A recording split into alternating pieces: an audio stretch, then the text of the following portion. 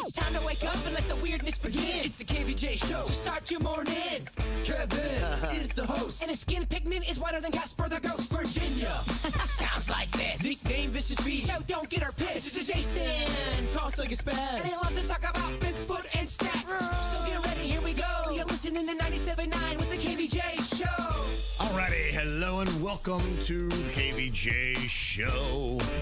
Got a little Wednesday on deck here for y'all. What's going on today, Bird? Not much. Not much, huh? Just wearing my Sunday best per usual. Okay, I was going to say, this is what you'd be wearing to church, a little alien shirt? Yeah, my dad got this for me for my birthday. Oh, he knows his son. I think I already have it, though. The problem is I donated a ton of my clothes and a ton of items that I had in my house that I was kind of downsizing. I went too big, and now I need to go buy new clothes because I gave too many away. Well, you know, I mean, it's kind of like you want to keep it fresh. You know, how many times do you want to wear the same alien shirt? You're right. I've noticed my hoodie game is so whack and so tired. Mm-hmm. It is time to get some new alien Bigfoot pizza hoodies, if you shall. Absolutely, yeah. So I'm looking at it as a positive. What do you think is the best place for that? Do you think Amazon, Walmart, or someplace else I've never considered, like a gas station? Walmart, they've lost their heart when it comes to goofy clothing. Back in the day, you could find some fun T-shirts of all sorts. You could find a G.I. Joe shirt there every now and then, or a Cabbage Patch Kid. Now it's pretty whack. If you're looking for something goofy, something odd, you got to go on the internet. The internet loves Bigfoot, alien, weird. Internet loves a lot of weird things. And Amazon will have it to your house that day. The only thing about Amazon only has so many items to pick. The problem is Amazon's got so little items. Etsy, on the other hand, they think they are Picasso, and they'll carve something and go, that'll be $1,500. Like, it's just a pine cone. They overprice it, huh? Yes. Yeah. How much would you pay to order an alien shirt from Amazon and have it delivered to your house in a drone that looks like a UFO? Ooh, now that's a provocative question. I know. I wanted to bring, I want to start hard and fast today. That is provocative. I want to get right into the big stuff. Look, I know those drones that drop things off at your door or at kiosks. That's happening. Yeah, it's already here. Whether we get it in the States, like they have it in China, like they have it in Japan, like they have it in other places. Right. And Virginia. An alien drone bringing you an alien shirt. There's so many videos of somebody like walking in a park and they go up to a kiosk. And I thought it was China that they were at. And they order this whole entire meal. And within minutes, this drone comes by, drops it off in the kiosk, and you get your meal. That's pretty impressive. It's definitely different. Mm-hmm. Yeah, that's what they deliver.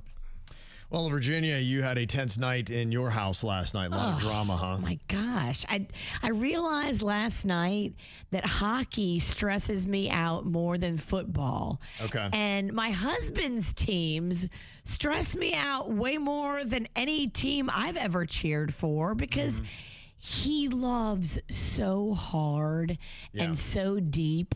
And he's so invested, and he's got, the shirts and the hoodies and the belts and pants and posters and figures and he's so invested in these sports teams that I feel for him. When they win, it's elation, and when they lose, it's depression. We had the same problem back in the day. My dad was a huge Pittsburgh Steelers fan, still is, but he really was in it back in the day. And you would think someone was breaking in the house if there was a good play or a bad play. Yes, and I just want him to be happy so bad because it's so sad when he's depressed and they lose. Yeah, my mom chucked my dad in a different room. She's like, we can't handle this. This is too much. Well, the last game, every time I came downstairs and sat with him on the sofa and watched it, they scored. Yeah. So he thinks it's me. Oh, you're the good luck. So last night he was like, babe, I don't know if you realize this, but every time you came downstairs last time they scored, I was like, yeah, I did realize that. He's like, you got to stay down here. So you threw off the juju of the universe. I did. Yeah, okay. It was all me. Yeah. It wasn't any of the Sabres. Yeah. That had nothing to do with it. No. Oh, you'll look for reasons of why your team's doing good or bad. Yeah. And finally at 9:45, I'm like, I got to go upstairs. I got to go to bed. And so I'm just kind of laying up there, finishing work, and I can hear him down there, and I can hear the final moments. And I'm like, please, Jesus, let them win. I honestly think I got some intensity from my father because of how he watched the Steelers play. Sure. Because he would. It is learned. He would get so pumped up. There's a adorable video. I don't know if you guys have seen it, but it circulates around the sports world, and it is a dad and his very young son, probably around Lochlan's age, just maybe over about 2 years old. And the little kid, man, they watch you and they emulate you. And it was so funny because the dad is watching his team and the kid's sitting there watching dad watching the team. And the dad's like, oh, and the kid's like, yeah, excited. And then the dad kicks back like, no, something bad happened. And the kid looks over, he's like, oh, wait, I'm supposed to be upset. And then the kid mirrors exactly what the dad does. That's adorable. In the same reaction. But that goes to show you it is trained and ingrained within these people in the sports world. That's a lot of what it is. And so you're taught, in a sense, the misery and just how much pain you need to be feeling when this game doesn't go your way. I wonder, too, if there is a age where a kid really gets involved in trying to imitate what they're seeing. Because I've noticed with baby Lochlan, Denny's son, he's 3. He's about to be 3. And if you do something he thinks it's funny, he likes to mirror it back. Right, yeah. And if he's belly laughing and he likes your act, he's going to start doing it as well. Yeah, you see a lot of that, no doubt. Well, I got to tell you, I learned a personal lesson about the way I root for sports teams. And I think it is one of the reasons why I'm probably at least 3 to 5% happier now. And I will give everybody else this exact same sports lesson I learned, I don't know, about 5 to 10 years ago. And I also saw some other things, how to be happy. And there were a lot of things on here. The happiest people, they did a survey on, and they all do these things. It's how they look at life. It's how they prioritize things. It's what they put first. It's what they don't consider, and it's what they put last. So if you feel like you just cannot get in a happy groove, I'm going to hopefully fix that for you next. Sad to see. It seems like some people are not as happy as they used to be. I think there are some things that might be a factor for that. Typically, if you look at the economy, that has something to do with it. Also, get offline. Yeah, no, there's a lot of different factors that go into it. 48% of Americans say that they feel like their lives are seriously lacking fun right now. It's almost half. Because everyone's stuck to either a screen, whether it's a television or a phone. It really does. There's science behind it. It brings your mood down if you do it too long. Yeah, a lot of them say that it's cost and budget constraints that are keeping them from doing some of the stuff that they would like to do. Yeah, if you're broke and all you have is your phone, so you can't go out and do fun things like you want to do, and all you have is your phone, just lay in bed. So now you're double depressed. But you got the best iPhone on the market, though. Yeah. And this really says a lot about where we are right now. 57% of people said it was cost and budget keeping them from fun. 34% said their personal schedules. And some of that could be your own fault with taking on too much. Or having kids. True, yeah.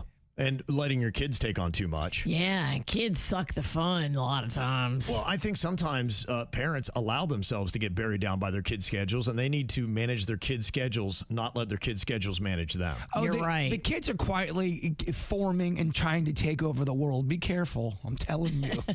And then 31%, they blame their work schedules, is what it is. So it sounds like people don't have enough money, and they're saying, I'm working all the time. I'm not having enough money to do anything, and that's where I think there's some resentment that is starting to creep in. There's a couple other numbers that are out today that has to do a lot with that. We feel unbalanced. Yeah, At least I know I do. I feel very unbalanced. Like I'm not doing it right. Well, then then you're saying it out loud, which I think is good. If you feel like you're not doing it right, there's an adjustment that has to be made. And only you deep down know what that adjustment is. Is it you got to say no more to things that don't really matter? Yes. Are you wasting time on things that don't really matter? No. I'm not wasting time. I'm just saying yes to help too many people with too many projects that have nothing to do with me. Well, then that's wasting time because you're not spending time with your family, and that's wasting time for yourself. A lot of this have to do with either our mindset or how we're running our lives. And there are some easy little adjustments that you can make. And they were talking to people, and it really wasn't the money that was an issue. They were talking about why people are happy and why people are not. And so they started really zoning in on the people who are happy, and they started to try to figure out why. And they said the happiest people tend to stop obsessing over outside pressure, and instead they focus on gratitude, meaningful relationships, and balance. Do you have an A in all three of those categories? Are you great at giving gratitude? Do you have meaningful relationships only? And how is the balance in your life? I have to remind myself every day to do the gratitude and not focus on the external pressures or pain or drama, like flip it.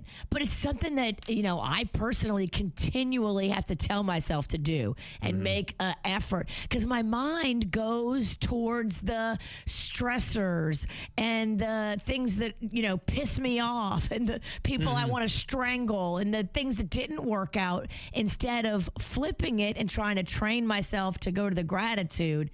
Yeah. It feels like the mind wants to go to the negative first. And it might. And I think that's where you have to recognize that. You have to keep yourself away from the negative energy, the negative things in your life. Not to sound corny, but the great Yoda said it. Sometimes we must unlearn what we have learned. And a lot of times we learn bad habits in life, and you don't even realize you're doing it, and it makes you miserable. You can unlearn stuff. It's conditioning. It takes work. Yeah. But people don't want to take doing work and changing yourself. And that's just what it is. It takes work to do. They say it takes first identifying that negative trait that you're doing, stopping in the moment, pulling yourself away from it, pushing yourself in the right direction, and then continuing a pattern. They say if you can do something for 66 days, that's the mark where you start to make a habit. So if gratitude is your thing, every single morning or before you go to bed, you take 2 to 5 minutes and give gratitude, and you start to do that. And on the 67th day, they say hopefully that will become a habit that you'll just be doing all the time. I like that. You know what? Somebody, and I was doing that for a while at bedtime. Instead of counting sheep, counting gratitude things. Yeah. Like, okay, I'm thankful for this and I'm thankful for that. And like calming the mind that way. But I got out of the habit for some reason. Yeah. No matter how big or small, I think every human should always have something to look forward to. Let's say it's Monday and it's just you going out to lunch with one of your friends on a Friday. That's cozy. It's something you get to look forward to. It's a small win, but it's something to kind of keep you in that fun, positive avenue. Here are all the things they noticed with happy people and the things they stopped caring about: chasing money, fame, or status, wasting money on material things. They realized that buying all that kind of stuff wasn't making people happy. They stopped needing instant gratification and convenience. We have a real patience deficit. Yeah. We do. That's across the globe. We live in on-demand culture, and if you don't get what you want right now, adults will have a hissy fit. Right. I mean, patience is something you have to really work at, and it's something human beings need. And it brings you to a negative place. If you're impatient, it will bring you to a negative place. They say the happiest people stop caring about holding on to jealousy. That they are happy with what they have and they're not playing the comparison game, which is so tough because social media always throws it in your face. You're right. That's what social media is. The happiest people stop caring about what other people think about them. Which that's something too that takes a practice and work. People always say, oh, just let it go. Don't care what people think. That's easy to say to somebody, but how does that person apply that in their life? What are the steps to have that person let those things go? I don't know how to get there. Well, and a lot of people don't, because it's kind of just like a cliche people throw out, let it go, Virginia, or get over it. Well, okay, that's all great and good. Now give me the steps to apply that. How do I let that go? I'll get over it as soon as I get revenge. Well, that's... Yeah. Then I'll get over And it. then that game never ends. Bring 2 shovels for revenge, my friends. Trust me. They say happy people stop caring about having a huge circle of superficial friends. Well, too many cooks in the kitchen leads to too much distraction and too many noise. Yes, it's about quality, not quantity. And I've always believed that. You ever get in a meeting, it's a quote unquote creative meeting, but there's 17 people in there and everyone's got And 12 of them are dumb. well, I mean, it works against each other because there's so much noise. You don't even have time to process things. Yeah. Well, you could probably go down a list of all your friends and say, if you need a ride home from the hospital at midnight on a Tuesday, who's going to come pick you up?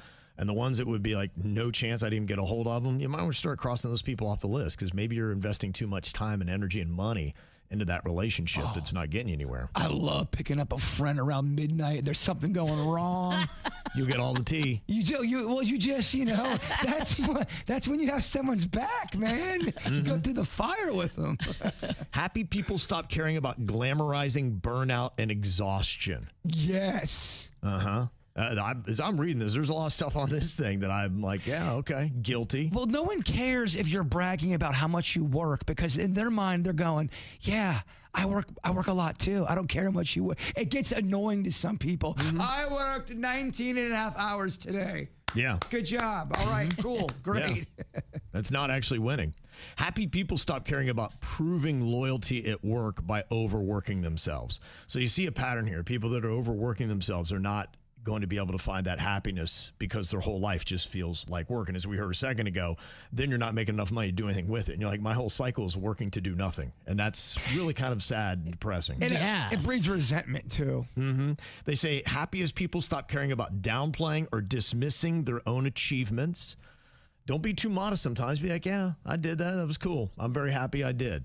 And the happiest people stop caring about distracting themselves with mindless TV. That's such a big one. I keep hearing people talking about that, saying we are always demonizing the computer and the iPhone, but the TV is also brain rot too. And you can waste your life sitting in a chair, Right. just watching the old boob tube. Yeah, so those are all the things they found that happy people stopped doing. And one thing that I know for me, and going back to how your husband watches sports, I stopped caring so much about sports. I pulled myself out of it because I rooted for a team that was supposed to win the championship every year.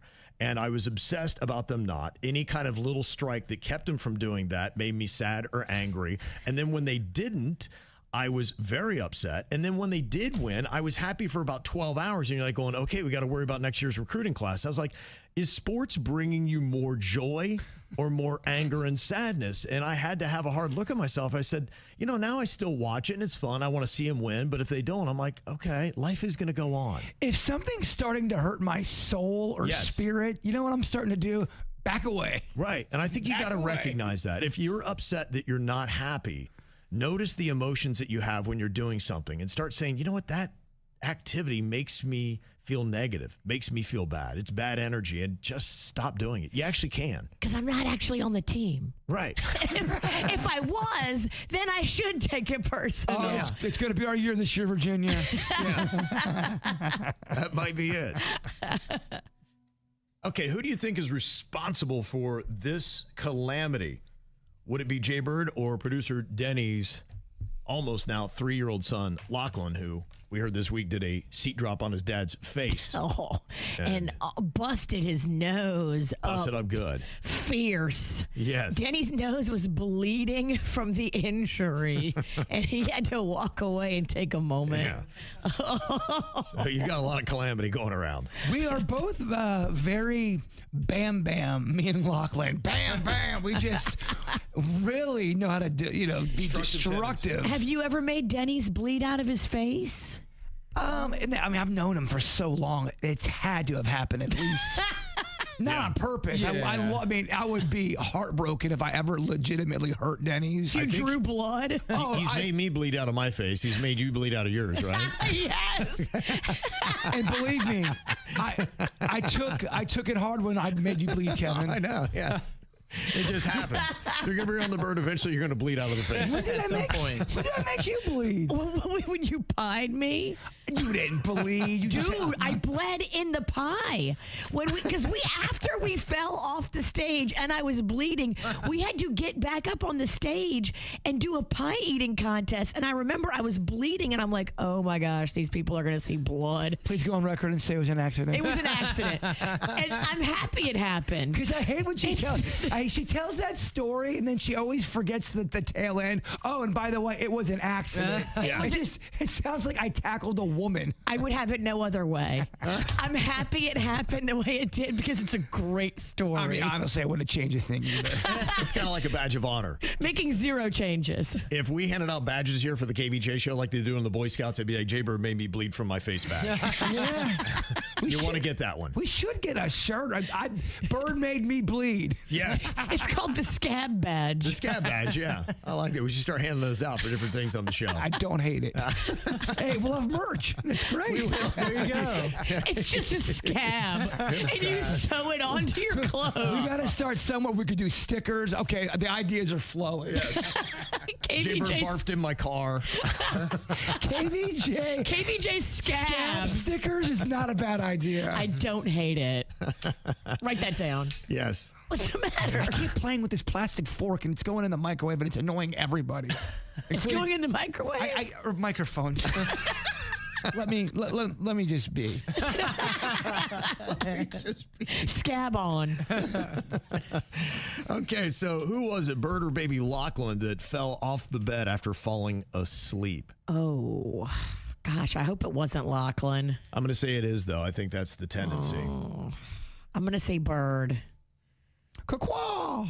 It was Bird. What happened? I fell asleep on my couch. My fart couch. It sounds like you're not really farting, but if you move a certain way, your skin gets stuck to the cushion. Okay. And it does sound like a legit fart. Yeah. I've had to defend myself so many times. I swear I'm not farting. But yeah, I was sleeping. And one of the reasons why I am going to be getting that sleep test I've been talking about, I thrash a lot in my sleep. And I was thrashing in a dream that I was having, and I fell off my couch. Wow. Good thing, though. Yep. Fell on the good hip.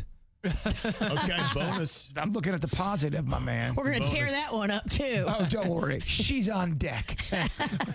Who had a massive Capri Sun spill? Oh. I know Jbird loves them.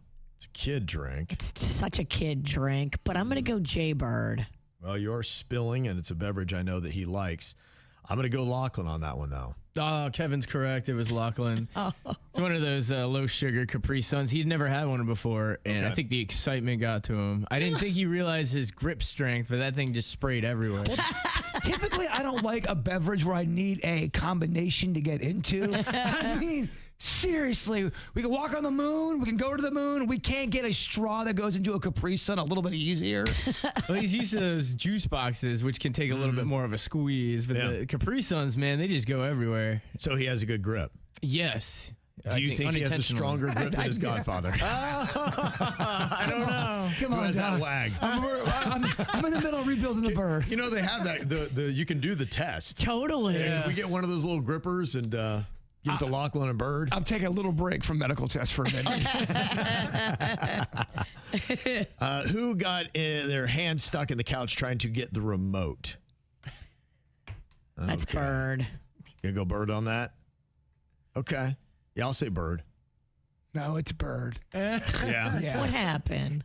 Exactly what happened. What happened? I don't know if this happens to anybody else, but my remote will sometimes fall into what I call the couch abyss.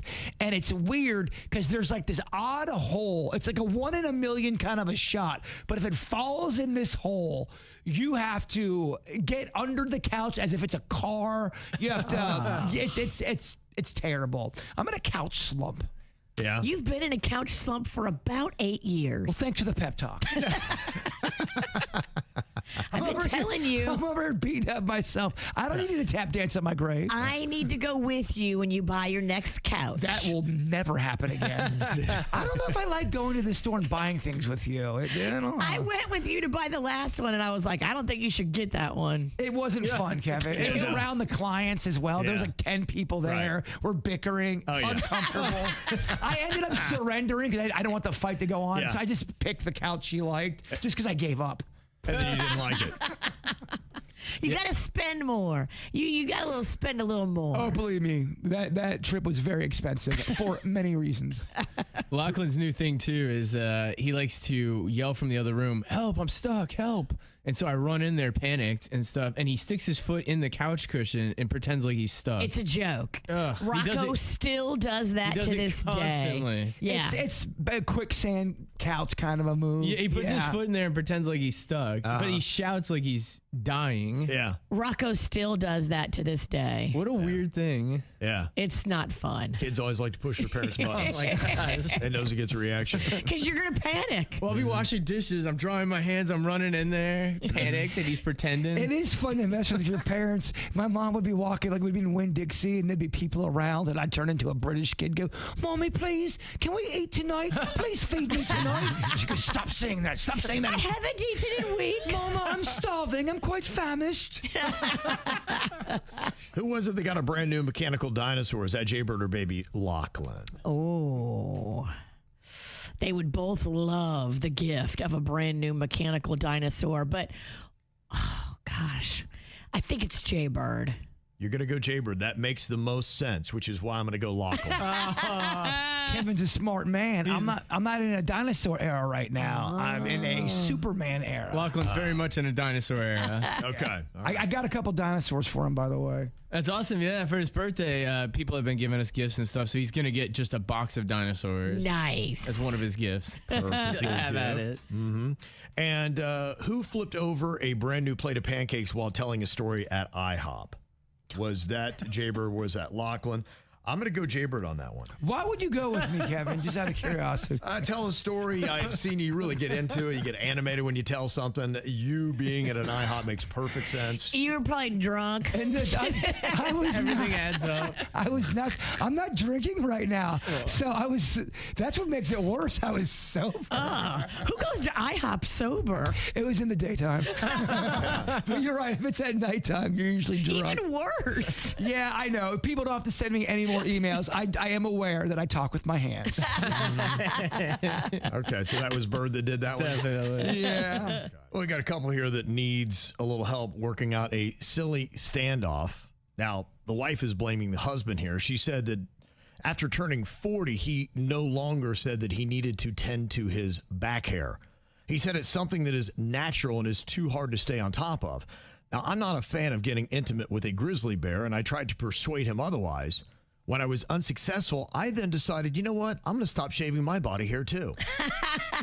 Fight fire with fire. And since becoming fully natural, my husband has said that it is gross and he wants me to shave.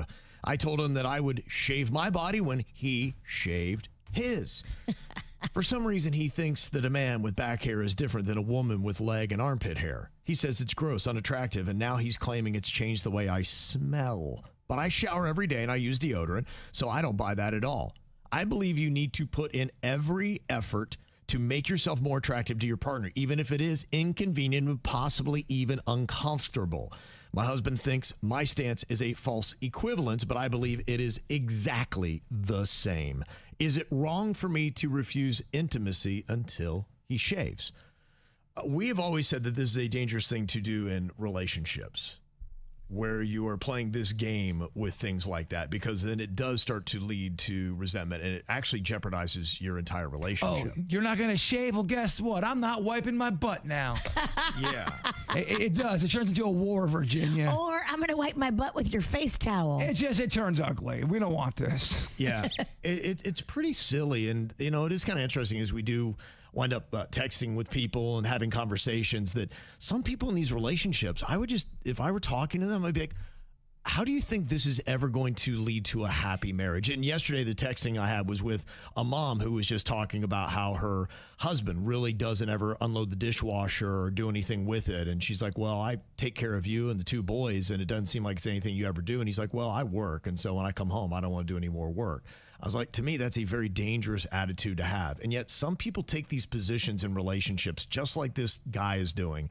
And I would say that he is wrong, because this is a small sacrifice you can make to improve your marriage. And if you could do anything that doesn't take a lot of effort and it would greatly improve something that hopefully means more than anything to you in the world, wouldn't you do that?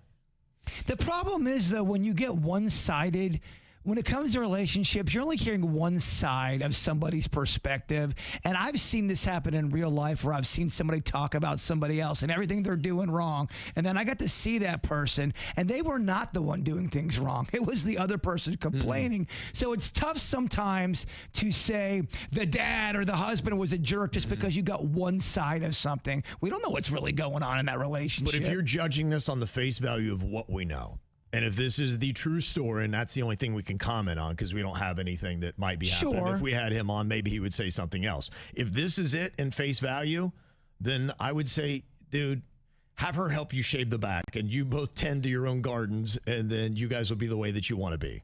When you stop caring about what your partner finds attractive or thinks of you or wants to, hang out with you and feels those good vibes off of you, that's when your relationship is running the course to demise. Yeah, that'd just be my thought.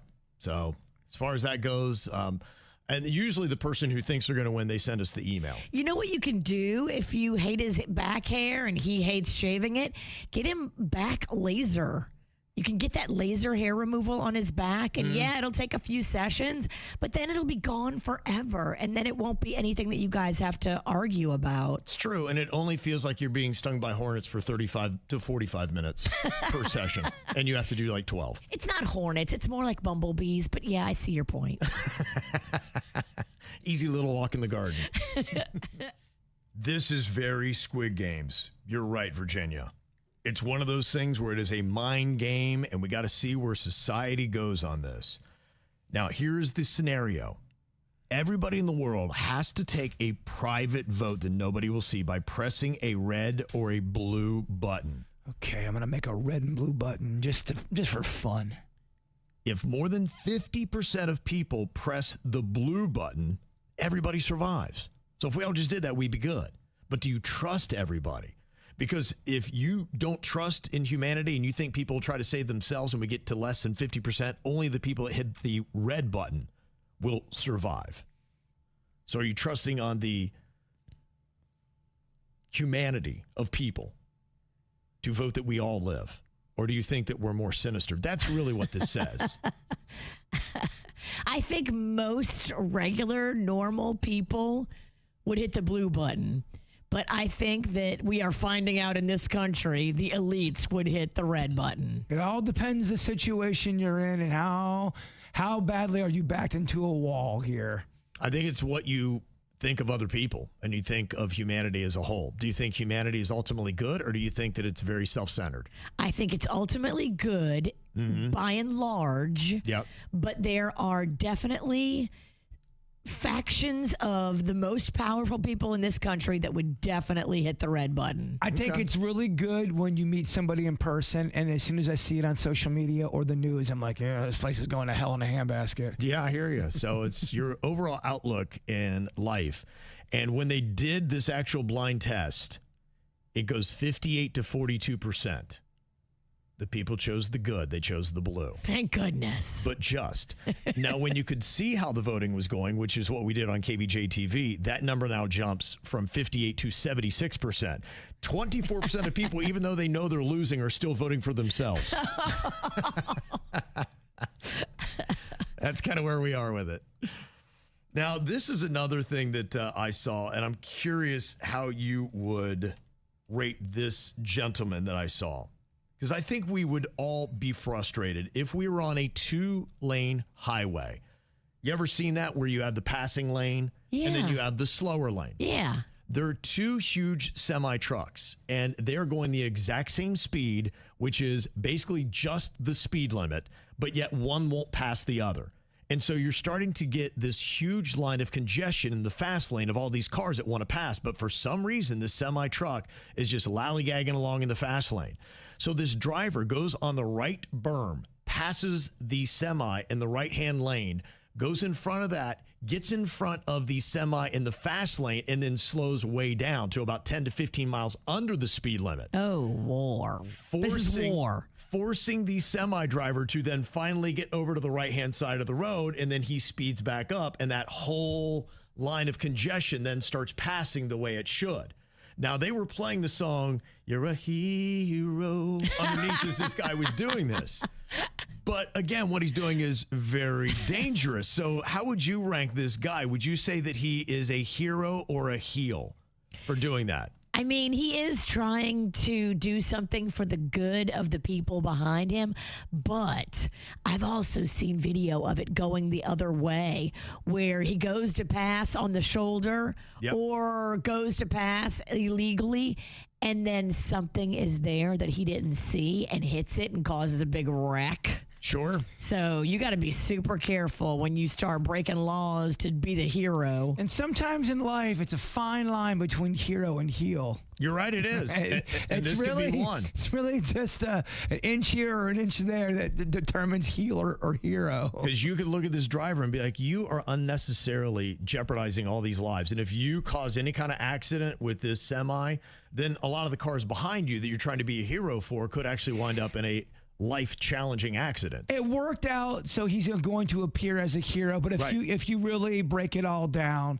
heel, because not everyone's going to be able to nail it, and that could cause a major problem. Absolutely, and he nailed it. Luckily, he planted the landing, and he looks like a hero as traffic speeds back up, because he got that one driver that was gunking it all up to be like, come on, man, you belong over to the right-hand side. You're going over there. He called this shot, and he nailed it. But as a guy who's called this shot in life before, not nailed it, it's kind of humiliating, and disaster can follow.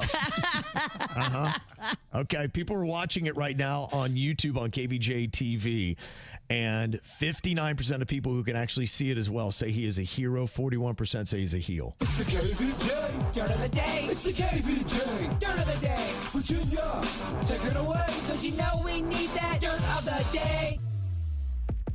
This Dirt of the Day is brought to you by my favorite closet people, closetsbydesign.com.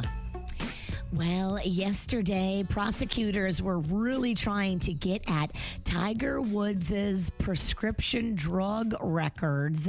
They wanted to see exactly from his doctor and from his pharmacy what he was taking when he was driving around Jupiter Island like he does. And, of course, we all know the story. He was in that rollover crash, and then they found pills in his pocket. And so the prosecutors are like, look, you blew a 0 on the breathalyzer, so we know you weren't drunk, but you didn't look right, bro. Bloodshot eyes, sweating, dilated pupils. We know something's not right. Your car's not in real good shape either. Yes. Just to put that note. It's upside down. Well, and you've done this before. People were arguing, you have to have some type of accident for people to draw blood. I don't know. When your car's upside down, I'd consider that an accident. No? Yeah, it's definitely an accident. Just checking on that. So yesterday, I guess it was kind of a win. Both sides gave a little, and we will be able to, I guess, not see the drug records as the public, but they will be in court. Like, the prosecutors will see them.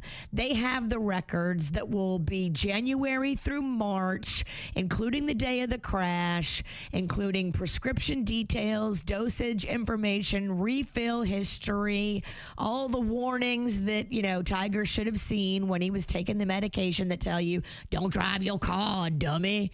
The direct things that he violated, they think. And so now this will be a part of the case. It was not thrown out, although we won't see it as the public. Oh, man, no Tiger Court TV. He will get his medical privacy, but the court will see. Could they do one of those things? Remember they did that Michael Jackson reenactment? They did some kind of there was actors involved. Was it Michael Jackson? I thought they did that. They did a couple where they reenacted the actual court with actors. They could do that with this. They totally could. And instead of getting the real tiger. All you need is the transcripts, and then you can have people playing the parts. Yes. And then we call Tiger to the stand, but they bring a real tiger. It just turns or they bring the Tiger King. It just turns into a goofy court. Well, that accountant that worked for Hulk Hogan for many years now is facing federal wire fraud charges. We had heard rumblings of this. Melissa Gothrow and the whole entire accounting firm that she worked for was indicted on 6 counts of wire fraud. Now they're saying she embezzled $890,000 from, they believe it's Hulk Hogan and his estate. And now I guess the estate is coming after her. I don't know if she still has the money, but she will be looking at a potential 20-year prison sentence for each count. And she was indicted on 6 counts. That's a lot of prison time. Well, 120 years doesn't go away. Dude. Yeah, I don't mess around with that stuff. That is pretty insane. Crazy, they do right? not mess around with that stuff. Yeah. Wild. Have you seen the pictures of the new Sports Illustrated swimsuit edition? Yes, I have. Is it controversial? Are they trying to? I have no idea what it is. Is it an AI robot? No, In a it's not. bikini, okay. It's a real person in a bikini. Who do you think it is? Boy. Is it a Kardashian? It's not. Oh my gosh. Okay. Is it? Let's see who else is. It's an influencer. Is it okay? Alex Earl. It is Alex Earl. I can't believe it, Kevin. Yeah. Good job. Yeah, she's out there doing press right now for it. And I think it's so fascinating because she was on the Today Show. And of course, they asked her about her beef with Alex Cooper, the Call Her Daddy chick, who called her out. What? For all the passive-aggressive stuff. But I think Alex Earl wants nothing to do with the drama. Well, here's the middle-aged host acting like they care. There's been this back and forth between you and the internet personality, a podcaster as well. Seems to be a bit of online beef there. What's actually happening? What's really going on? Well, I'm trying to keep things pretty positive today. We don't have that much time here, honestly. And also, it's like, why ruin such a good day with something not so great, positive vibes. But is there some sort of legitimate contentiousness, or has it all been exaggerated? No, it's exaggerated. I love everyone. Okay. There you go. I mean, I'm not buying it, but I'll let you go. We'll move on. Okay. I think her people told her, girl, what are you doing? Stop it. Stop being weird and passive aggressive. You've got too many amazing things going on in your career. You are, I think, above Alex Cooper. Why would you be firing shots at Alex Cooper and being passive aggressive and weird? Ignore her. Well, yeah, don't follow or don't fire shots at Alice Cooper, the rocker. Alice Because Cooper. that's a completely different feud. This is actually a great opportunity for him to jump in. What did I do? He should just go on post like, what did I do? I mean, why is everybody coming after me? He should. I'm almost 80. I just want to golf. I would love to see Alice Cooper on the Sports Illustrated swimsuit edition in a bikini. That would be such a funny move on his end. Why is everyone mad at me? Oh, he said Alex Cooper. I couldn't hear you. So, you know what? I was going to ask a stupid question. I'm out. I want to know no more. Yeah, I think this probably needs to just go away, and that's probably what Alex Earl's people told her. Stop. And this is different than brand a chicken fry, right, Kevin? That's a different animal. Yeah, but she found a way to make it in the news today, too, because of some kind of health issue. But yeah, so it's basically people like going, I need something to happen. What can I talk some about? kind of drama. Yes, please, anything. Boo, I think that's what we need. We have to get a new feud going, Virginia. And let's make it public, but it can be weak, though. You had a hip replacement. man. I mean, that was much more intense than what happened to Brianna Chicken Fry, but yet she makes the news. So yeah, I mean, I can try to break my other hip, try to get some more. Yeah, I think it's going. I think we got to be hotter. Yeah. Then people would care. Younger and hotter, yeah. Younger they care and about their hotter. injuries, yeah. And then people would care. I mean, you're just an old guy having a hip replacement. Yeah. That happens every day in South Florida. And you're just an old woman that's always in a feud. So you're right. It's not that. Angry, menopausal, old woman Nothing yelling. newsworthy here. Nothing cute. Nope. All right. We'll AI our responses. And that's what's going on in your dirt. I don't know why we ever have to change these terms, but for some reason we feel like we do. You spend your entire life knowing as UFOs as unidentified flying objects, and what you talk about with the mysterious things in the sky that you can't explain. And all of a sudden, a couple years ago, it turns into UAPs. The heck was that? And people still now even ask him, like going, unidentified the aerial phenomenon, is that right? I can't even tell you if you put a gun to my head. I would think that's it, but I could be wrong. They have a few different terms of it. Yeah. They have the aerial, and they've got another one that people struggle with. But it's all to describe the exact same thing, right? Yeah, it is. They didn't like the term UFO because UFO was Bubba out in the woods saying a UFO drinking my beer, and it had that stigma. I always thought it was stupid that they changed So that. what are they going to do when Bubba now starts using UAP, and now that is what are they going to keep changing again because Bubba keeps using the terms they give him? Well, they're already doing it. It's stupid. It is stupid. Yeah, that's dumb. But that's kind of the logic behind why we change a lot of these things. So what I'm going to do is I'll give you the new term, and I want to see if you can tell me what we used to call it. What was a pre-owned vehicle back in the day, Virginia? A pre-owned vehicle used to be a used car. Right, exactly. But used, it's like, ugh. Ugh. I don't want it used. But for some reason, pre-owned, it's the exact same thing. But yeah, there's just too much ick, I guess, on the word used. Because it sounds like it's been used and abused, baby. You've done so I've much. had some used vehicles, and I've had some pre-owned cars. When you say and they're not the same. when you say used, you're like, all right, if this car could talk, what's it gonna say? So many stains. Especially that back seat. I think we start using used and abused too much together. Yes. So you associate those two words, there's a marriage there. So when you say a used car, you'd be like going, it's like saying, I have an abused car. Yes. It really is, because believe me, I've had used cars and they looked abused as well. Yes. Correctional facility is Jail. there you go.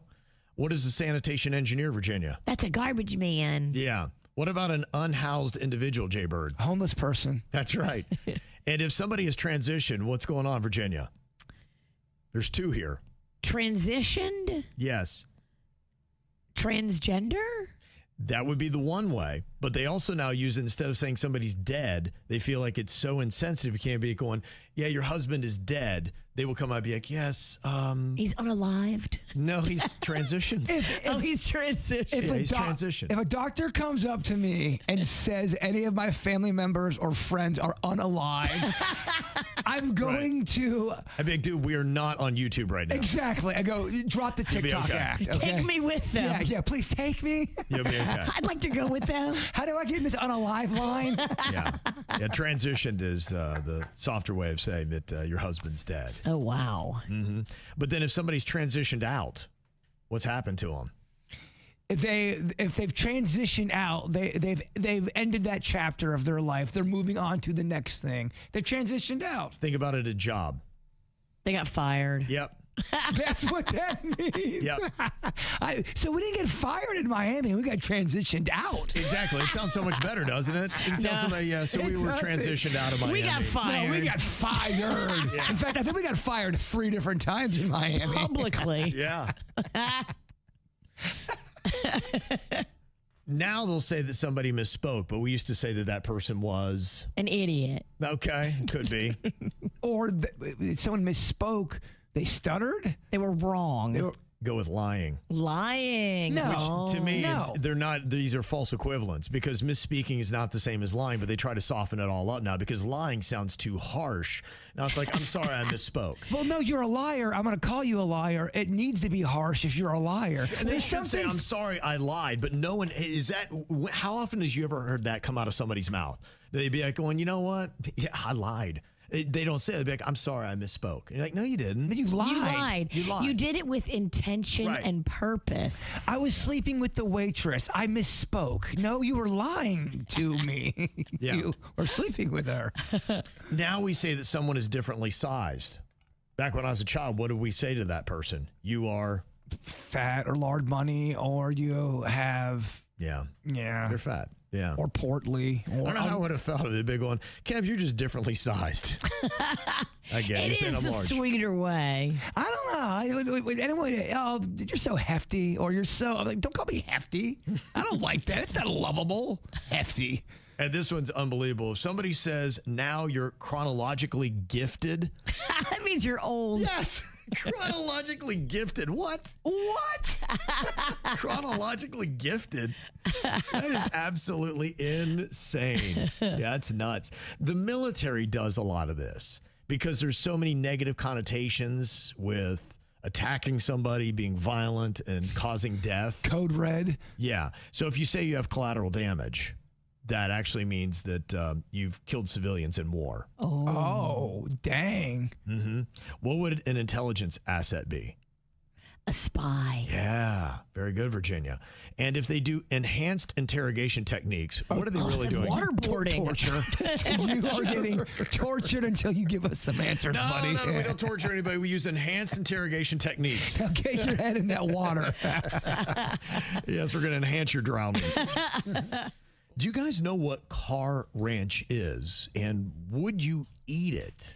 Car ranch? Is it ranch dressing that kind of tastes like a car? Ah, that's a good guess. It's kind of explained here in this TikTok video. We were having dinner, and my 17-year-old daughter says to me, there's no ranch. And I said, I'm sorry, I guess we're out of ranch. So she says, hold on. And she gets up and she walks out of the house, and she walks right back in. And she goes, I just remembered I have car ranch. When I go to Chick-fil-A, I just get extra packets of ranch and I just keep them in my car. I said, how long has that ranch been in your car? She's like, I don't know, months. You can't just eat ranch that's been sitting in a vehicle. We live in Florida. That is a recipe for explosive diarrhea. She goes, it's fine. Open that up, dunk, eat. Look, honestly, and I know it's not what people want to hear, but every now and then a good round of explosive diarrhea is just what the body needs. Okay, it's very cleansing, right? And people always say it's the worst thing ever. Sometimes it's a blessing. So you could have car ranch, you could have car mustard, you could have car ketchup. Now, car ranch to me is the most alarming. There's something about something creamy and milky being left in a hot Florida car. Car ranch, car blue cheese. I don't like the milky. Yes. It's sealed, though. I mean, think about when it's traveled. Sometimes all that stuff is, not everything's refrigerated. Sometimes some of that stuff is traveled and they put it right in there. They put mayonnaise and ranch and all that stuff sealed in a grocery store. You're just getting caught up because it's in a car. I'm defending this because I am a person that has car condiments. What kind of condiments do you have in your car right now if you wanted to go down and get one? What do you want? What do you need? You think he could do this? Yeah, I do. I really do. I think he's probably got a smorgasbord. Do you want me to bring back 3 condiments of sorts? I'd like to see what you got. Yeah. I won't If I said car ketchup, you'd be like, I got you, dog. Let me go see what I got. I know for a fact I've got at least 3 car condiments, probably more. Okay, well, Virginia, what do you think? Do you think he'll have a car ketchup? Yes, I think he has a ketchup. I think he has a honey mustard. Yes, okay. And he probably has some kind of tartar sauce. No tartar sauce. I'm going to go ahead and start. Yeah. Doesn't your girlfriend like seafood? Yeah, I just don't have tartar sauce. I mean, both can be true. She can love seafood, and I can also not have tartar sauce. I'm going to go barbecue sauce. Survey says.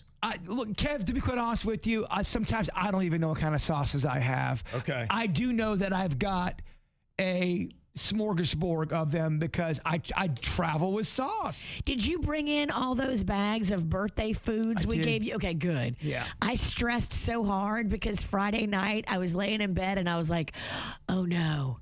In that bag I gave him a bunch of butter.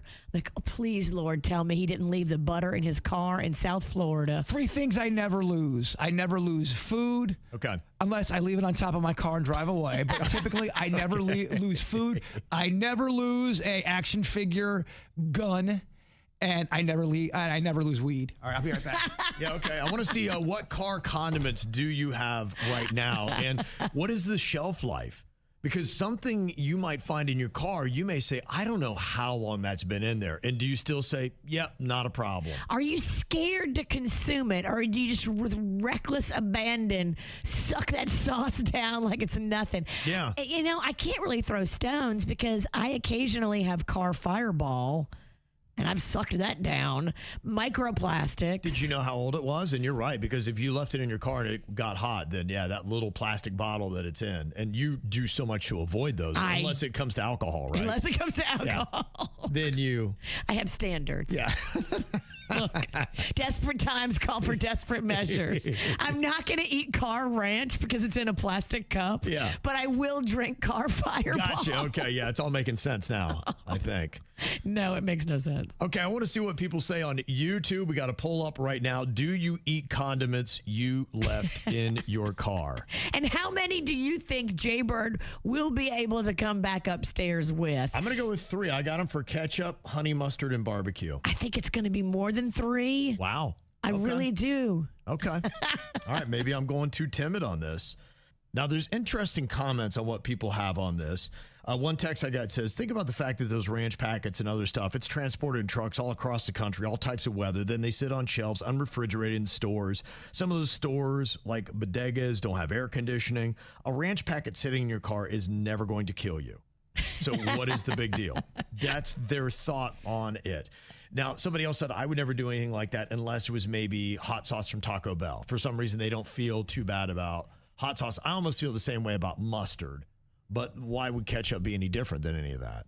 Yeah, I just, the milky creaminess of it kind of makes me go, I don't know if I want it to be heated up to a Florida car level. Mm-hmm. Now, it'd probably be about hot sauce. It'd be about the limit of what I would actually have. Maybe a mustard. Also, too, it depends upon the person that's offering it and how clean their car is.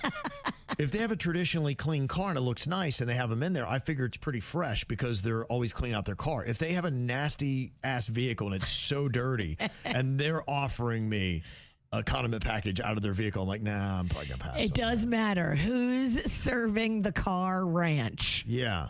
So I just basically asked KVJ TV, do you eat condiments you left in your car? What do you think? Is it normal or no, Virginia? I'm going to say 50-50. You're going to go 50-50.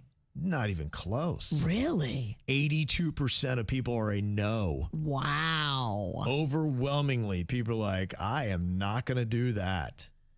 Yeah, that's a lot higher than I thought it was going to be. Protect your tummy. Yeah. I mean, unless you're looking to shed a few quick pounds, we don't wish for diarrhea, right? You don't. And maybe, part of it's understanding. Adrian said, obviously, some people don't know anything about food science here. There's a difference between it being on a hot truck, being transported for a day, and 6 months in a hot car. Oh, okay. I see what they're saying. And you're also trusting that this thing has been properly pasteurized and has no bacteria growing in those wonderful, hot, moist conditions. Florida's different, too. Think about where the car is. Florida, and that was part of it with this car ranch story, was it is a car that's been sitting in Florida. If it's a car that's been sitting up north where it's a little bit cooler, I'm going to feel a little bit better about it. And now it's probably not based in science, but it's just kind of the way it goes. Now, Jbird went on a little field trip to his vehicle because he insisted that he definitely had condiments in there, and he could barely carry everything he has in his hands into the studio, and he's not even done yet. I mean, how many items are you seeing sitting on that counter right now, Virginia? 1, 2, 3, 4, 5. He's got 6 so far. 6 so far. I had him at 3. I thought maybe ketchup, honey mustard, and barbecue. I don't know why I went low on this man of extremes. You got honey mustard. It's like more of a tangy honey mustard. And the thing about Jbird, too, that's amazing, he doesn't have packets. They're the full-on bottles. You have more condiments in your car than are in my entire house. I do have packets. Oh, I'm sorry. You know what? You're right. My bad. I was rushing, so I didn't have time to bring everything. Yeah. Okay. He needs a shopping bag. But yeah, we got ketchup, we got mustard. Okay, I had to know those. All right, ketchup. Special mustard. Got a special like a mustardy kind of a honey, just a mustard sauce. like a mustard, Tropical. yeah, like a hot, like like a Well, that's from barbecue. Tropical Barbecue. That's fancy. It is. Yeah, he's got fancy sauce Someone too. gave this to me. That's Frank's. Yeah, but I don't think it is actually. I think it's barbecue sauce mixed with hot sauce. They made their own concoction because they didn't have. They took off the label, so it's homemade. I never decided to eat it because I didn't feel comfortable. I don't love hot sauce. What sounds dangerous about homemade sauce from a stranger you can't remember where you got it or who they are? And look at the label too. And they don't put any labels on it because they don't want evidence. They need to just put like 3 X's on it like they did in the They're cartoons. afraid their label could be used in a court of law against them. If you notice, this one has not been opened. Yeah, I'm going to go ahead and say don't eat that. Okay. Sweet barbecue, in case you want to dip those chicken I was fingers wondering. in Okay, there. so he's crossed off everything I had on the list: ketchup, honey mustard, barbecue, and he's still going. And I don't know if this fell out of the basket. It but did. That was in your birthday basket. This was from you? Yeah, that's very expensive. Okay. Well, It's Japanese barbecue sauce. It's Japanese sweet honey He barbecue. can go international as well. that's what we pride ourselves at Sasquatch Recordings to go international. That's the good stuff. Okay, good. I'm glad. I thought this was. I didn't amazing. recognize this, and it must have fell out of the bag. It did. Yeah, because yeah. I was like, ooh, this is special. Look, I got sauces galore. It's just the way I roll. I get Yeah. it's not practical for everybody. Right. And, you know, a lot of those bottles that he has are actually glass, not the plastic. And so, you know, one of the big arguments is the plastic and the heat in South Florida. That's what gets the microplastics into the material in the bottle. But if you got glass, you got a plastic cap on them, I believe. So maybe that's an effect, but not what you would have. What we've learned here today is if you're going to keep bottles in your car, keep glass. Yeah, right. Not Yeah, I plastic. mean, look, I'm a sauce person. I mean, we make the joke that I was born out of my mom's womb with a bottle of barbecue sauce in my hand. Well, her water broke at Pizza Hut. And I also, on the It's other a hand, family of food. on the other hand, I had a slice of pizza. That's just how he rolls. Okay, I'm glad you're impressed. I'm very impressed. Honestly, I only had you at 3.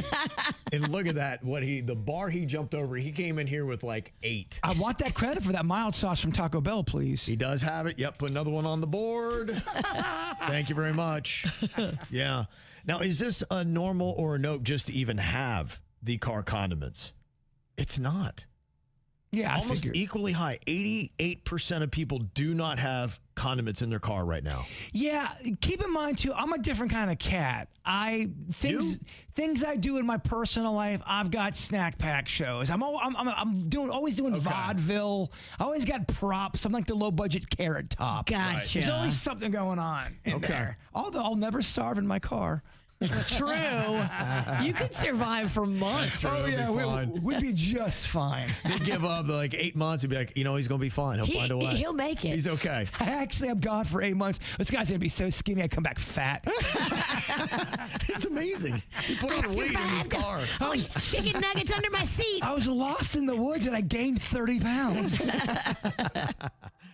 Well, we've all got them. Your random strong opinions. We'd like to hear what yours are. You can text them into us, 877-979-WRMF. I got a random strong opinion. Uh-huh. If you're trying to do physical therapy, Yeah.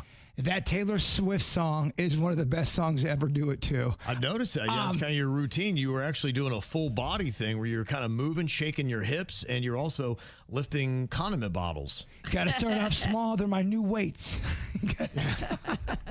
Just some movement. But something about the beat of that song makes you really kind of get in a groove for physical therapy. And they say use what you have. Use what you have. I got barbecue sauces. I don't have weights right now. Tomorrow I'll bring my shake weight in. It's going to get real sexy. I thought it looked great. Okay, what other random strong opinions do we have here today? One person texted in. They said, the middle aisle of Aldi is a garage sale surrounded by a supermarket. I'm not going to lie. I loved Aldi. It's tough to maneuver. It's tough to get around. It's just kind of the way that it's set up. The one in Palm Beach Gardens, and I know I've talked trash about Aldi. I do like it. I think the parking lot's a little suspect. It's kind of crazy. The store's kind of small. Are you talking about Trader Joe's? Gosh, I'm so stupid. I'm sorry. Oh, I meant Trader Joe's. They are different. I'm all dumb. I apologize to everyone. Aldi is in the middle, kind of like a free-for-all. It is, okay. It's like a little flea market-y in the middle. You'll find like a yoga mat next to a box of off-brand Cheez-Its. And you're like, what is this, Aldi? Okay, what's smaller in your opinion, Trader Joe or Aldi? Trader Joe. It is? Yeah, smaller than Aldi, absolutely. Huh. Uh-huh. Okay. This random strong opinion says cars should have a display that shows other drivers and how many points they have on their license, or if they even have a license at all.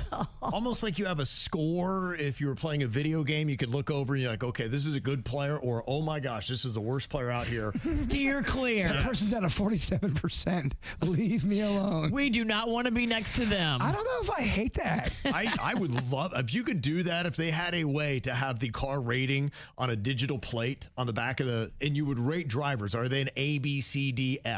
And you'd be like, all right, stay away. There's an F driver right there. You can also look at context clues of the vehicle they're traveling in. Yeah. If I see a car that's all banged up, dinged up, and a hot mess, I'm like, they got nothing to lose. Or like a scarlet letter. If you are driving with a suspended license, you're not supposed to be on the road. All of a sudden, your car just starts to flash to let everybody know, suspended, should not be on the road. It'd be pretty amazing if they could do it. Now, how they make that all happen, I don't know, but I'm all for the that. Technology exists. Oh, you would be able to do this. It would cost a lot of money, but you could of course you could do this. Maybe one day. There's so many license plate readers already out there. Mm-hmm. Yeah. Now they're doing a lot of technology. Well, you'd have to do it where there's a retinal scan of the actual driver. Right. Because otherwise, the plate needs to match the driver, needs to match the license. Because like I would have an A, and my teenage son, who's an F, would then want to drive my car, and you'd be like, oh, no, And that's not driving like an A driver. And then all of a sudden, I come home, and I've got a C, and I didn't even drive. You get the picture of the ticket, but all it is just an elbow, so they can't really tell if it's you or not. You get banged for it. Mm-hmm. It's got a lot they got to work through, but I love the concept. Another random strong opinion here. 80% of the people at your wedding would rather be doing something else. That's not true. That number's too low.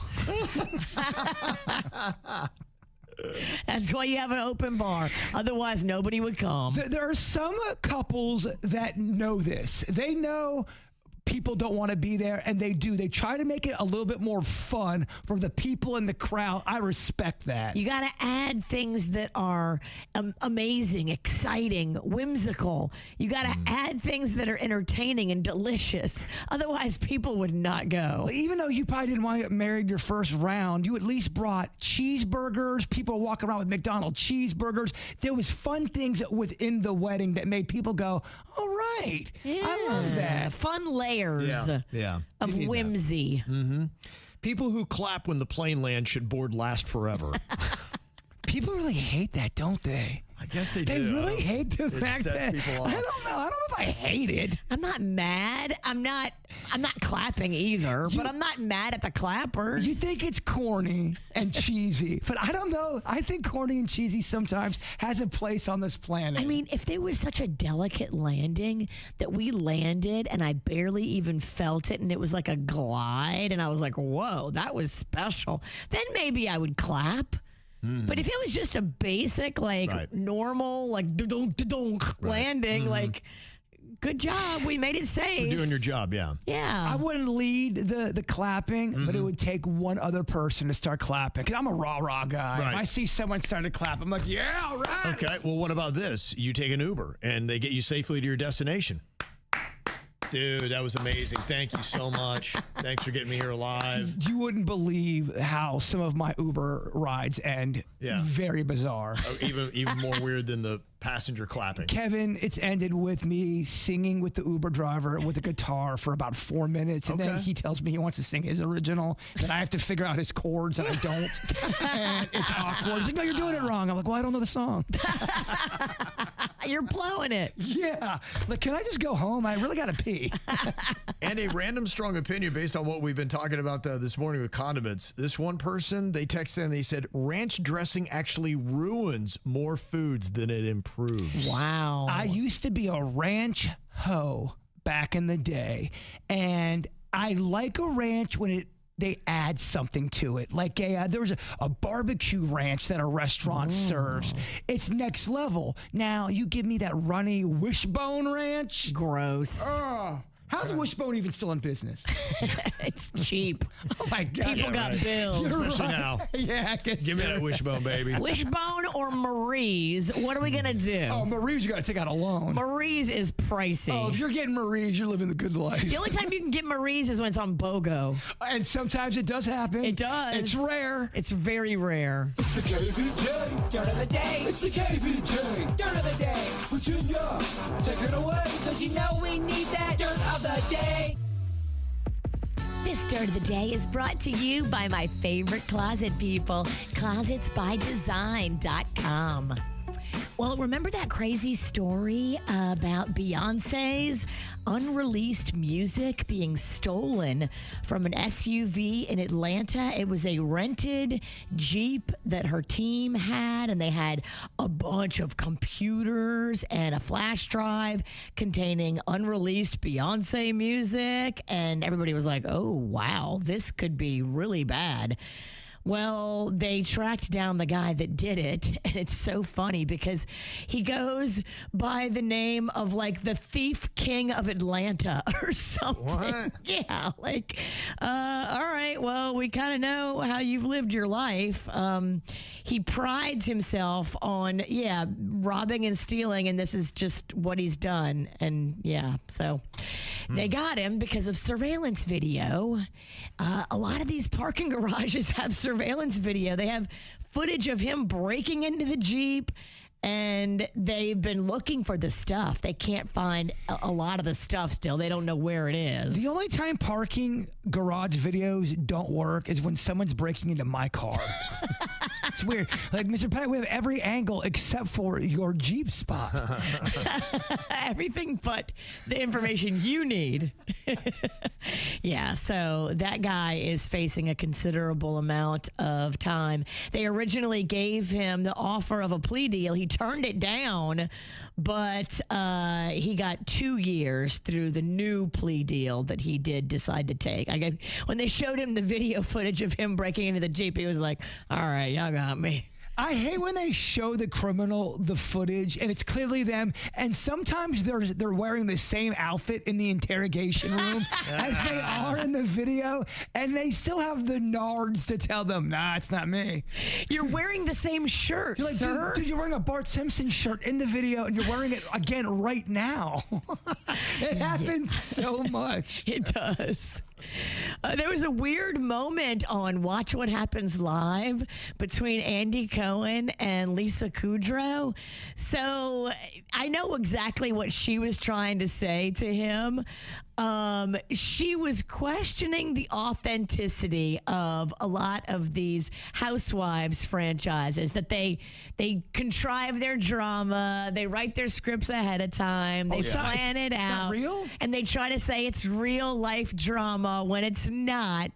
And so she was kind of like, you don't want me to tell you what I think about the Real Housewives of Beverly Hills. Okay. Because if I tell you, you ain't gonna like it. And this is what came out of her mouth then? Yes. Lisa, are you watching any Housewives these days? Do you still watch it all? Yeah. You do? Here and there? I saw Beverly Hills. You did?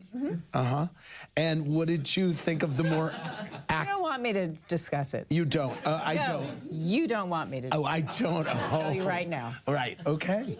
Very I'm good. just going to say Black Mercedes Sprinter, twins. Okay. All right. Caught that. Yeah. They tried to make it look like on the show that these girls got stranded, that there was no way for them to get back because the one girl took the only vehicle, but there was 2 Black Mercedes Sprinter vans sitting right there. Like, the other girls weren't stranded. There was 2 vehicles. It wasn't real like that time the Kardashians almost ran out of gas. With a full film crew. With a film, I'm sorry, 2 film crews behind them on this dirt road. Oh my gosh, Kylie, how are we going to get gas? We're going to break down. I don't know. Maybe the film crew has some. And finally here, talking about these roasts, they certainly are a big tune-in.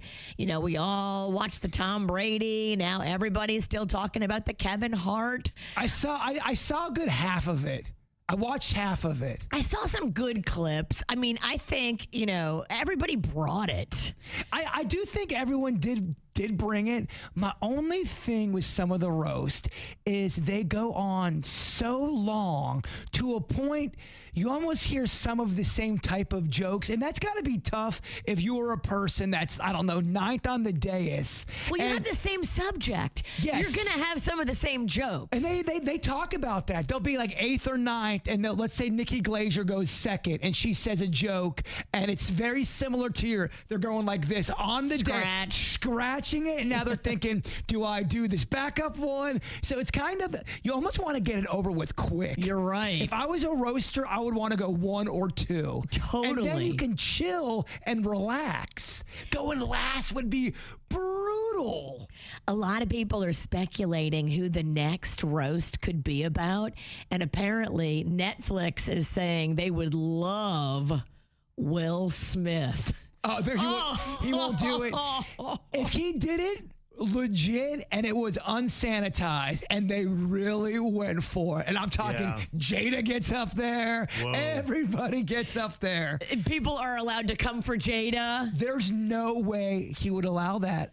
Yeah. I'd be shocked. It would be too explosive, but oh my gosh, tell me we all wouldn't tune in. Bieber did it when he was going through his tough time, and remember when he was getting a lot of bad press. Yes. He did a Comedy Central roast, and it was well placed. It wasn't the best roast, but it was good enough to say, hey guys, I've been a jerk. I know I've been a jerk, and I'll take my licks right now. Can Will Smith do that? I don't know. I think it could be great for his career if it was done right. It could be great. If he falls on the sword and makes jokes about himself, yes. But imagine if he let Chris Rock slap him. Yeah, I mean, it would have to be at that level. I mean, wouldn't that be amazing if you're going, all right, and he slapped him really hard. He's like, okay, we That's feel a better home now. run. But would Chris Rock do that? That's just it. because it would elevate Will Smith. Right. It would forgive Will Smith. And I think at this point, he's been playing it so well that he's like, I'm not letting him off the mat by just not accepting an apology and you win by doing nothing. But here's the thing. You've got one shot of making this happen, because I saw one they did, and it was not your regular roast. It was of the Jonas Brothers, and it was a roast, and it was rough. They were trying to be, in quote, edgy, and it was not edgy, and it was pretty bad. Interesting. So if you're going to go and you're going to do it, you better let them go, and you better let them headhunt. And that's what's going on in your dirt.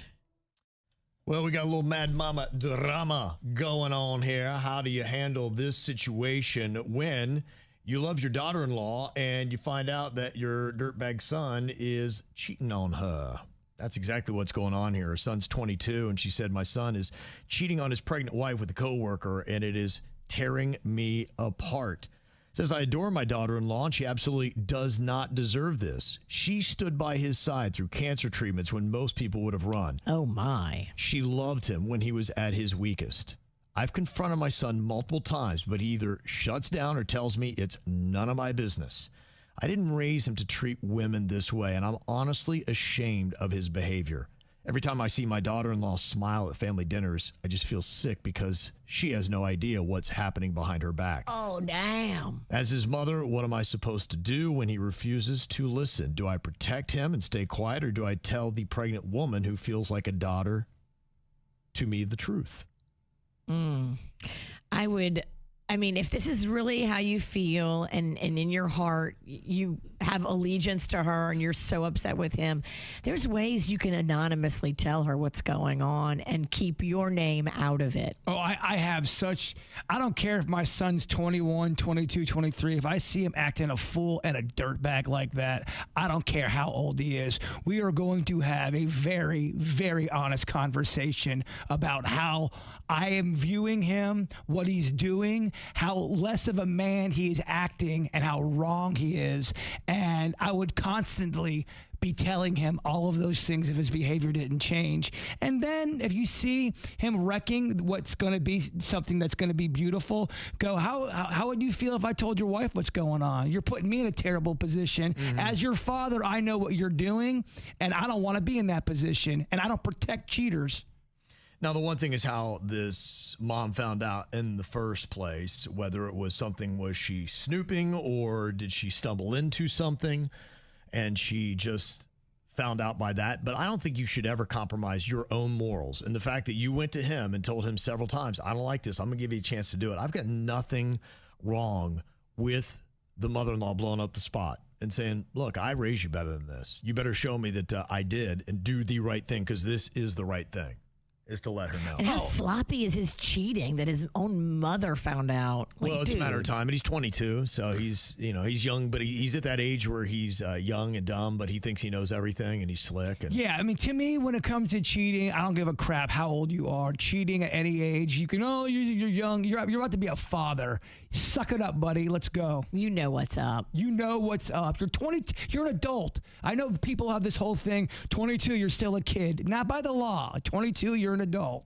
The thing that I always run into sometimes with this discussion is people always say, oh, I don't know, you're just going to add so much pain. She's pregnant, and there's arguments with the stress it's going to have on the baby. If you're going to tell her you at least have to wait until the baby's born, then people would be going, yes, but now she's dealing with postpartum. You can't drop an affair on top of her now, or, she just had a baby. You got to give her time, and then, you're 6 months into it, and then there always seems to be a reason why, you need to hold up. You can't tell her right now. Humans are more resilient than we give ourselves credit for. And I don't know. I need to talk to somebody. It says, okay, what if you get really bad news while you're pregnant? Does the baby feel that? Does it put negative hormones or something like that through its bloodstream and affect its development? I have heard that. You definitely don't want to stress out a pregnant woman of course not. That's terrible for the pregnancy.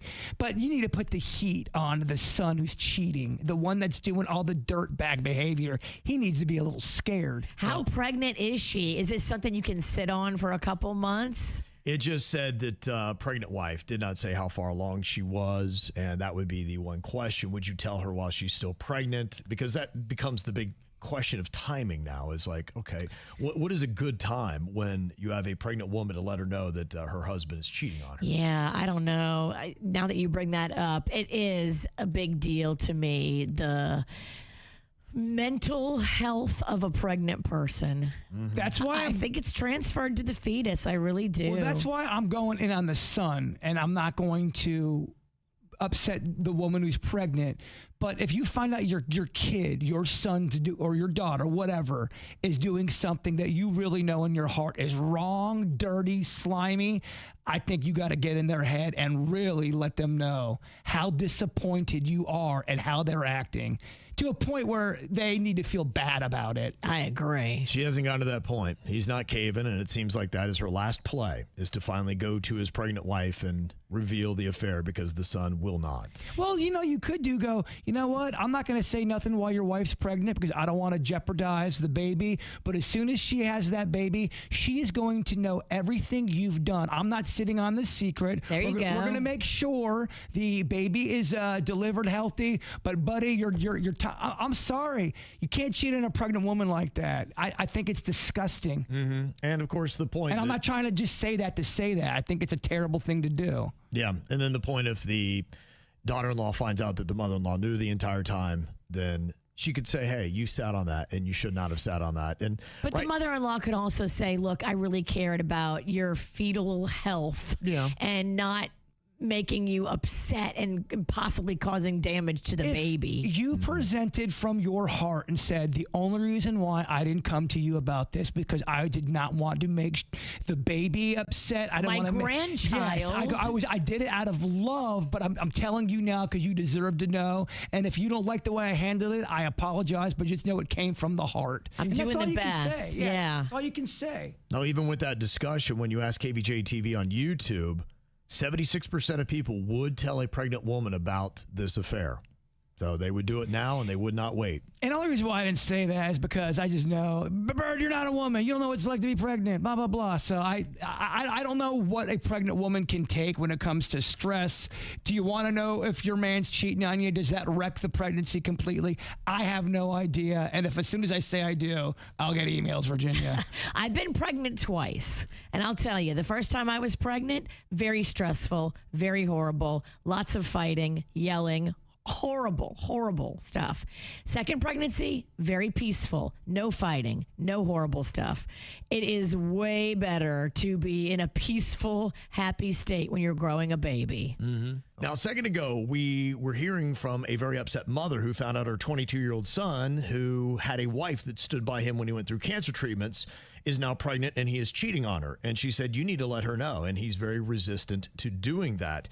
And Michelle has another argument we didn't touch on yet as to why this mother needs to step up and say something before this affair continues any further. What is your thought, Michelle?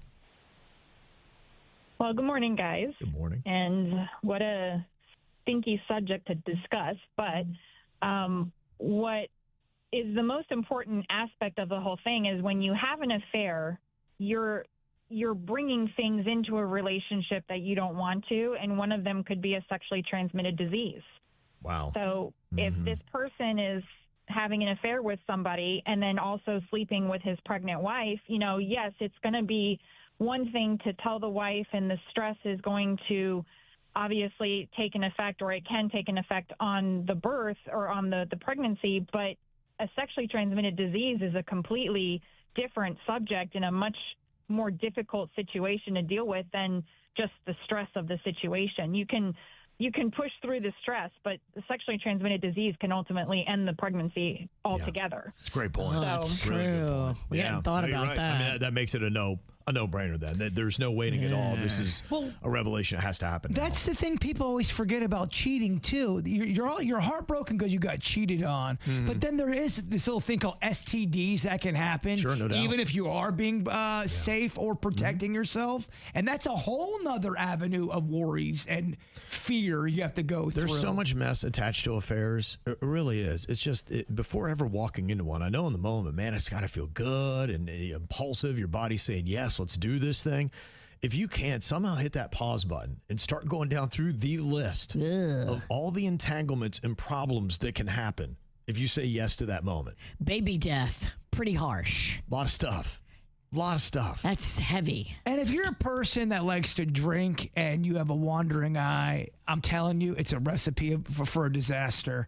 You numb your thoughts thinking, oh, it's not that big of a deal. And then you sober up and go, oh, crap, I just had an affair. Yeah. It happens. And stay out of those bad situations, too. You know what you're walking into. You know something could come of that. Don't put yourself there. Now, Dr. John Gray, who did that book, Men Are From Mars, Women Are From Venus, says that there are two questions you need to consider before revealing an affair to your partner. One, he says, will telling the truth completely destroy the relationship? The damage from cheating has already begun, even if the partner doesn't know yet. And two, he says, can you actually live with the guilt and secrecy if you never tell them? He says hiding an affair can lead to resentment, paranoia, and eventually getting exposed anyway. So he says that if someone truly wants to save the relationship, they should be honest sooner rather than later and let their partner decide what happens next. I would always want to know if I got cheated on. Don't hide it from me. Just tell me, baby. Just give me the truth. Wouldn't you want to know? Or would you rather be just living in ignorance? I would not. I mean, I say I would want to know, but then too, I mean, what if you got kids and it's 10 years later and you're like, wait, what? I still want to know. Yeah. I want the information. I guess every case is going to be different. I just believe that the other person, they have the right to choose what they want to have happen with the relationship. With all the facts. The person that got cheated on? Yes. Yeah, of course. Yeah, that's how I believe. Every time. We just can't shake the stank. We really can't. We're all over the national and probably even global news again this morning here in Palm Beach County because of Jeffrey Epstein still and the congressional hearing that they had yesterday, or at least the testimony that was given about what had happened with that sweetheart deal that he got right here in Palm Beach County. And they said they chose to have it here because they said it's the scene of the crime and still so much of the truth about the case is lying hidden right here in Palm Beach County. It's pretty wild. In fact, there are several different things that came out of this that I thought were pretty interesting, including the testimony of Rosa, who was an Epstein survivor. She was a Jane Doe until Justice Department files related to the Epstein case were released and then revealed her full name. She didn't want that. She wanted to stay a Jane Doe. We're redacting the names of the powerful men that abused, and we're not redacting the names of the victims that were formerly only identified as Jane Doe. I mean, pretty unreal. It's absolutely unreal, but it just goes to show you what is going on. This is what's going to happen with this case. You have too many powerful people that abused young girls that's currently sitting pretty with their names redacted. Here's Rosa telling her story yesterday. Along other survivors, hoping those who allow this to happen will be held accountable. I kept my identity protected as Jane Doe. I woke up one day with my name mentioned over 500 times. While the rich and powerful remained protected by reduction, my name was exposed to the world. Now reporters from across the globe contact me. I cannot live without looking over my shoulder. I can only imagine the long-term impact this mistake will have on my life. That's so unbelievable that happened. That you are not exposing the names of the people you should, and you're exposing the names of the people you shouldn't. It's unbelievable. It's just how everything has gone with this whole entire case. It's insulting. It's disgusting. It's protecting rich, powerful, political, important people that have a lot of money and have bought their safety. And the other part that is gross is while he had that sweetheart deal and was able to check himself in and out, he continued to abuse Rosa for 3 more years after they knew what he did, and they continued to allow him to do it. He would go home after spending his little time at the lockup at Gun Club and then go back and abuse Rosa. Which is just like crazy. It's just insane. And the thing I still continue to shake my head about is the former Palm Beach County State Attorney, Barry Kreischer, who was the guy that really is kind of the one who declined to pursue stronger felony charges back in 2006. He did not testify, and he reportedly did not respond to request to participate. Why has no one drug his butt into court and gotten some answers from him under oath? Explain yourself. Explain why you did what you did. He can't. Yeah. Because if he does, or if he's about to, they will kill him. Yeah. Because he knows too much. There's going to be several people on that list that they want to talk to that will not say who paid them. And then the other thing I find crazy, too, what you got out of yesterday's hearings about the Jeffrey Epstein case, Maria Farmer, she questioned why the FBI still has not released the full evidence she provided about her and her sister's abuse. So why she is that provided names. I know I've given you this and you have not released it. Why have you not released this yet? So I know there's still things you're holding back because you haven't released my story. Because I told you names and you don't want those names out there. Yeah. Maybe it is. That's what it is. Those were a couple of the highlights that came out of yesterday, and it just continues to make this case look even more gross, and it continues to make Palm Beach County look more culpable, and the role that we played in this. I think it was a big black eye on the county yesterday. So we'll see where it goes from here. I know we're outraged about it. Unfortunately, the right people are not outraged to do anything meaningful about it. We still don't have those redacted names. Yeah, but hopefully it was a step in the right direction. I don't know if it was just performative like a lot of people accused it of being, or if it'll actually get us somewhere. So I guess we'll have to wait and find out. Ow! There's a lot of dumbass criminals to talk about, baby. It's the whacked out news. People breaking the law. Ha-ha, fighting in the nude. Ha, drunk people pooping in the street. Ha-ha, it's the whacked out news. So many people on meth. Ow! Well, 2 women got hit with federal assault citations following a physical altercation aboard the Carnival Spirit during its March return from the Bahamas. The incident began when Tanya Nelson approached Lisa Horace and her husband in an account settlement line, informing them that they were standing in the wrong queue designated for Diamond and Platinum members. Well, then the tensions escalated when Nelson repeatedly touched Horace's husband's shoulder, Nelson threatened to slap Horace first, prompting Horace to slap Nelson in response. The fight then intensified as Nelson attempted to kick Horace while crew members intervened, while Nelson claimed that Horace jumped on her back. Carnival staff separated the women as several bystanders and witnessed the confrontation. Investigators reviewed surveillance footage before issuing citations to both women who were previously strangers. Isn't it just random, like how many grown-ass adults just get into random fights these days? Everybody's just wound too tight. My goodness. Somebody I know, they were going into a convenience store, and as they're walking in, someone's walking out. There's words, and it happened in less than 20 seconds. The one guy pulled out a knife and stabbed the guy. Oh, my God. And the guy had to go to the hospital. It was a big deal. And it was under 20 seconds this altercation took. Damn. It's a crazy, crazy world, man. It really is. I mean, you obviously are carrying some other anger with you. Obviously. Because most people can let that go. Yeah, I can see a comment here, and then you walk away. A stabbing? Yeah, you never know who's got a knife. Mm-hmm. It's all about de-escalation because you don't know if somebody's going to turn around and stab you. When I'm driving on I-95 and I'm looking at all of these cars out there, I go, not everyone driving is in a normal state right now. How do I know that guy over there is not on PCP? And has a gun. Yeah. And his wife just left him. And he's just ready. And he's hangry. Oh, my gosh. The nightmare, Virginia. It is. Another example, a simple honk at a McDonald's drive-thru in Immokalee allegedly sparked a dangerous road rage incident. Deputies say two sisters honked after a pickup truck blocked the exit for about a minute, but the driver, 21-year-old David Brazias, later followed them onto nearby roads, swerved toward their car, and allegedly showed a handgun. The women feared he was about to shoot. Deputies later stopped Brazias and found a 9mm handgun under his seat. He denied pointing the weapon, but was arrested on an aggravated assault charge. A police officer just got arrested and I believe fired. She was off duty, but she got into a road rage little fight. And what she did, she pulled up to the car and just showed them the gun. And the cops pulled her over and arrested her. Dang. Yeah. Well, if you show someone a gun, Yeah. what else? What are they trying to tell you at that point? Yeah. Scary. Yeah. Yeah, it's a threat. Another one of these videos. Now, you don't know if they were just doing it for the likes or if they actually served up the French fries that this one worker stuffed into her mouth and then put into a fry carton.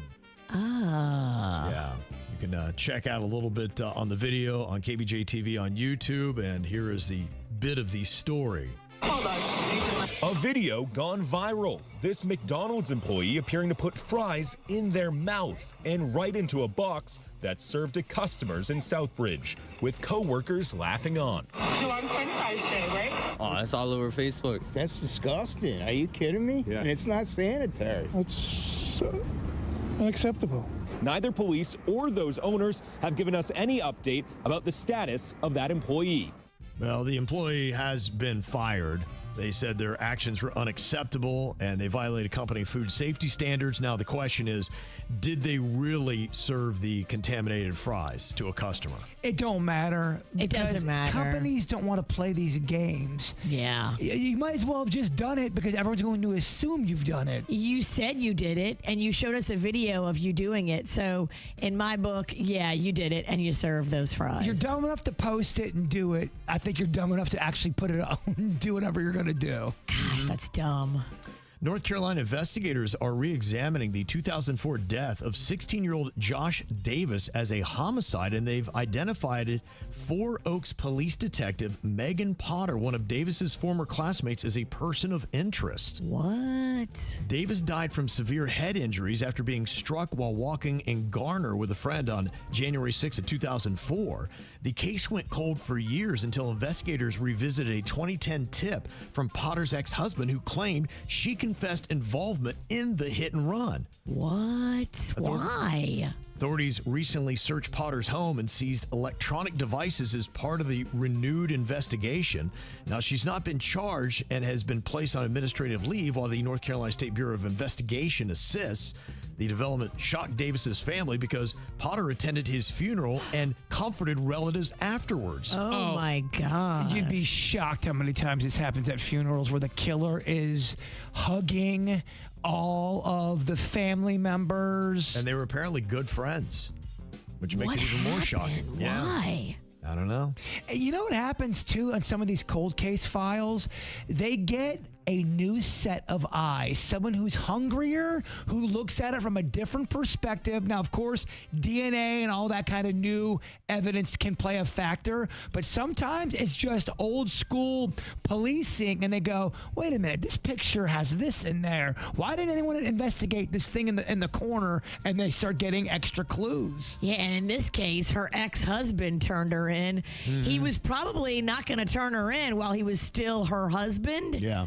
So you got to keep that man happy. If he knows your secrets, he knows your secrets. He knows you did it, and then you let the marriage fall apart and let him be mad at you. If you confess to your mate that you murdered somebody, you want to make sure dinner's on the table every single night. Or you got to murder them too. Well, you got to kiss their butt. You know your ex-husband's going to tell. Well, Leroy Wright Jr. was a reading teacher at Miami Jackson Senior High School. That was until they figured out that he had cajoled an unwitting freshman boy into a short-lived relationship that started with a disturbing 6-minute-long kiss inside of his classroom. No. Uh-huh. So they apparently saw what they needed to see involving the misconduct with the young male student, and they said, you go on. And a young Michigan prep school teacher has admitted having sex with a student she was tutoring at his home. A disgusting act she even filmed, calling it, not my best thinking. Wait, at his home and she filmed it? Yep. There are so many stories like this. I mean, I'm not kidding you. There seems to be 3 brand new ones a week of the female teacher. And a lot of times these female teachers are attractive. They could get so many people. They have the pick of the litter. They go after children. That's so weird. It's such a bizarre, weird, sick thing that is quite prevalent, by the way. She was sentenced to 4 to 15 years in prison after pleading guilty to third-degree sexual conduct. Wow. That was a man. Guess what? Doing life. Yeah. The sentencing isn't always as equal. Well, they had a commencement speaker get booed at the graduation at the University of Central Florida. The rise of artificial intelligence is the next industrial revolution. Oh,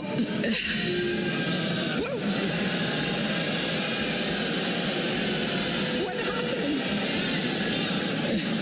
Okay, I struck a chord.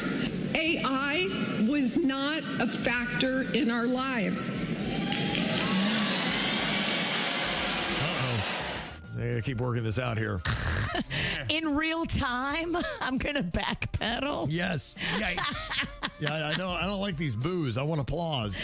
That is awkward. Yeah. And if you want applause, just pay off all their student loans. I would like to provide a graduation gift. It is our intent to make Wilson collegeable for affordable for all, starting with this graduation class. It is my privilege to announce today that in honor of my father, my wife Marilyn and I are providing a graduation gift to cover all the final year education loans incurred by the Wilson College graduates during the 25-26 academic year.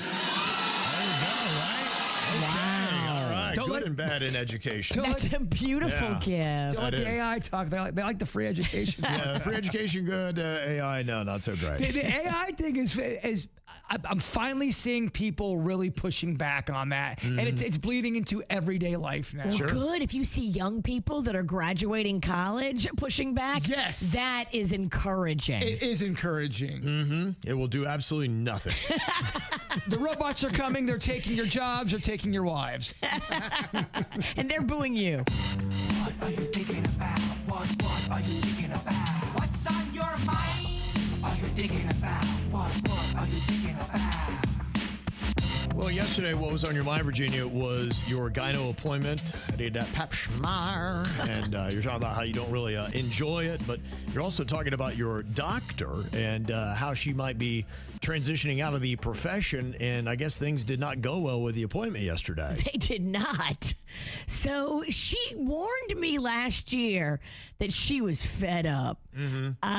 She was just talking about how difficult it is to find people that care about doing a good job and are good employees. And she was like, I've just had it. I can't do it anymore. I'm going to be retiring. I'm like, wow, okay, that's heavy. And so I knew it was coming, but I didn't find out yesterday till I went to go pull the door to the office for my appointment, and there's a note on it that says, peace out, I've retired. And they didn't call anyone that had appointments to let them know? No, I did not get a message. I think she had just had it. Whoa. I'm not mad at her because I get it. And you want to make sure your clients are taken care of, your patients. But she did tell me. She told me last year it was coming. I was in denial. I mean, honestly, driving there and everything, I'm like, you can't. I mean, a lot of these things are automated today. We said it, though, yesterday, Kev. There's only so many hoo-has one can look at during a lifetime. I think she had it. And I think the lack of good support people and good people working in her office, it broke her. That's the one thing I've noticed. I've had to do a lot of medical stuff, and I have been lucky on a lot, and I've seen some weird stuff on others.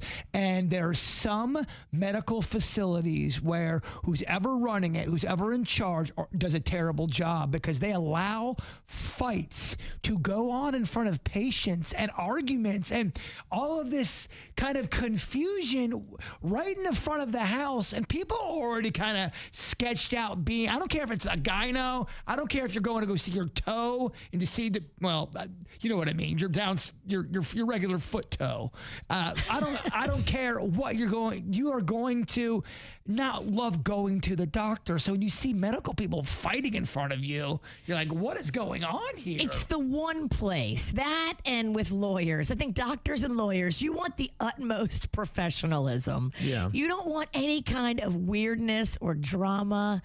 And my question to the medical people out there, like, wouldn't you sell your practice? Because she had a good practice going. Yeah. She had a lot of clients, a lot of customers. Like, she had to be so fed up and so pissed at how things had played out.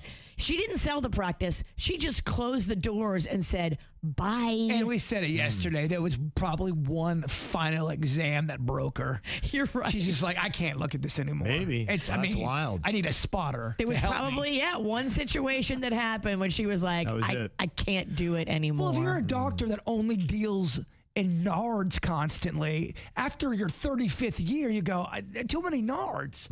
I've seen too many. Wow. And what if you're her last vajayjay? Would you feel bad? Gosh, I ended it. Was I the vajayjay that broke it? Right. Or were you the vajayjay? She goes, you know what? I'm going out on top. You know what? Was it the vajayjay she knew she had coming in? And she's like, go lock the door. Act like we're closed. I gotta quit before. Because I think being the last is kind of poetic if she was into it. Like, you're like her Hank Aaron. She knew she was quitting when I saw her at the tail end of 2025. Because she told me. Yeah. But I was in denial. I was like, no, you won't retire. Like, and selfishly, it's because I don't want to have to find a new hoo-ha doctor. Yeah. So I was trying to convince myself that she wasn't going to retire. But she told me she was, and I just wasn't ready to hear it. Well, retire all you want. Just give me a call, doc. And you bragged a lot. I loved her. On the podcast. Well, no, you bragged about your own goods. Don't make me say it, short cookie. Oh, I know. Mine didn't break her. Oh, you're confident of that? Yeah. You know what? And I support Virginia. I don't think you did. I don't think you did break her. It wasn't this biscuit that broke the basket. It was not. All right. It was not, but I can imagine that is a tough job. Sure. Well, Virginia gave me her old primary doctor that is no longer. She retired too. That lady retired too. She all of her clientele was super old. I mean, they were basically 1 foot in the grave. Come on in. Yeah. When I got in there, she's like, "Oh, you are so young. You have young gums, young teeth." I go, "Girl, go on." Yeah. But this will happen, you know. All of us, if we are lucky enough to live long enough, we'll have to deal with our doctors dying or retiring. I always want a gross doctor. If you're going downstairs or you're checking out my butt, I want you to be a gross doctor. Okay. I don't want a hot doctor going down there. No way. Okay, but if they're a gross doctor, that probably means they're old and they're going to die, and you're going to have to keep getting gross doctors. Old gross means wisdom, my friend. They've seen so much death. They're okay with it. Bad vision, shaky fingers. I do not want bad vision down there. But I also don't want young hip doctor. Hey, what's up, kid? All right, let's see that peen. No. Let's bring it down a bit with the energy. Hi, Bird. What you got on your mind today? What do I have on my mind? We got sorry, pain. Apparently, was talking about Dr. Thornton. The usual. Talking about I wrote it down. What did I have? Oh, that's what it was. Thank you. Yes. I've been working hard on trying to become a lefty.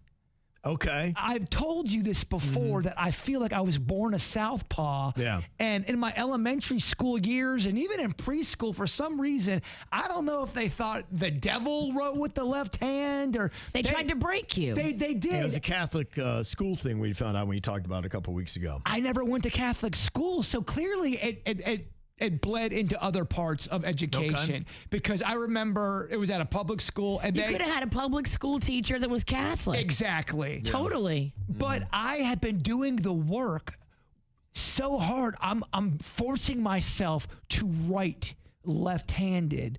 I'm trying to, even if I write out a check, even if I am signing something, if I'm picking something up, I'm trying to go full-on lefty. And one of my friends brought me aside and said, "Dude, I think you're wasting your time trying to become a lefty and a southpaw. What are you trying to prove? What are you doing?" He clearly doesn't understand the value of being left-handed in radio. Duh. There's a reason why I'm doing it, though. Yeah. I personally, and I did a little research on this, when you start doing things like that, especially at the age I'm at, you're keeping your brain active. You're making your brain learn new things. Yeah. It's challenging because I still write like a serial killer, right-handed or left-handed. So how are you going to know when you get better? I'm getting better left-handed. Okay. I think I'm starting to get better as a left-handed writer than I was a right. I'm even part of my physical therapy I'm doing is I'm not going crazy with my hip, but I'm learning how to throw a baseball and a wiffle ball with my left arm. Okay. Going nice and slow with the mechanics and really getting that left-handed. I think I'm a southpaw. I think I'm a southpaw. Even when I wear a hat, it goes to the left a lot. Find your birthright. That's my birthright. Who knows what I would have done as a baseball player? I mean, I sucked as a righty. Yeah. You could have been a major leaguer's lefty. Let's not go crazy, Kev. Well, you never know. But there's parts of me that feel left-handed, and I've been ignoring it my entire life because I didn't want to make the teachers mad. They would get upset. Don't do left-handed things. I guess the devil does that. Do I have permission to ask you a question? Yes, I tug it left-handed. Okay. But that's always come natural. Yeah. See? That's where your body wants to go. I've never been a righty.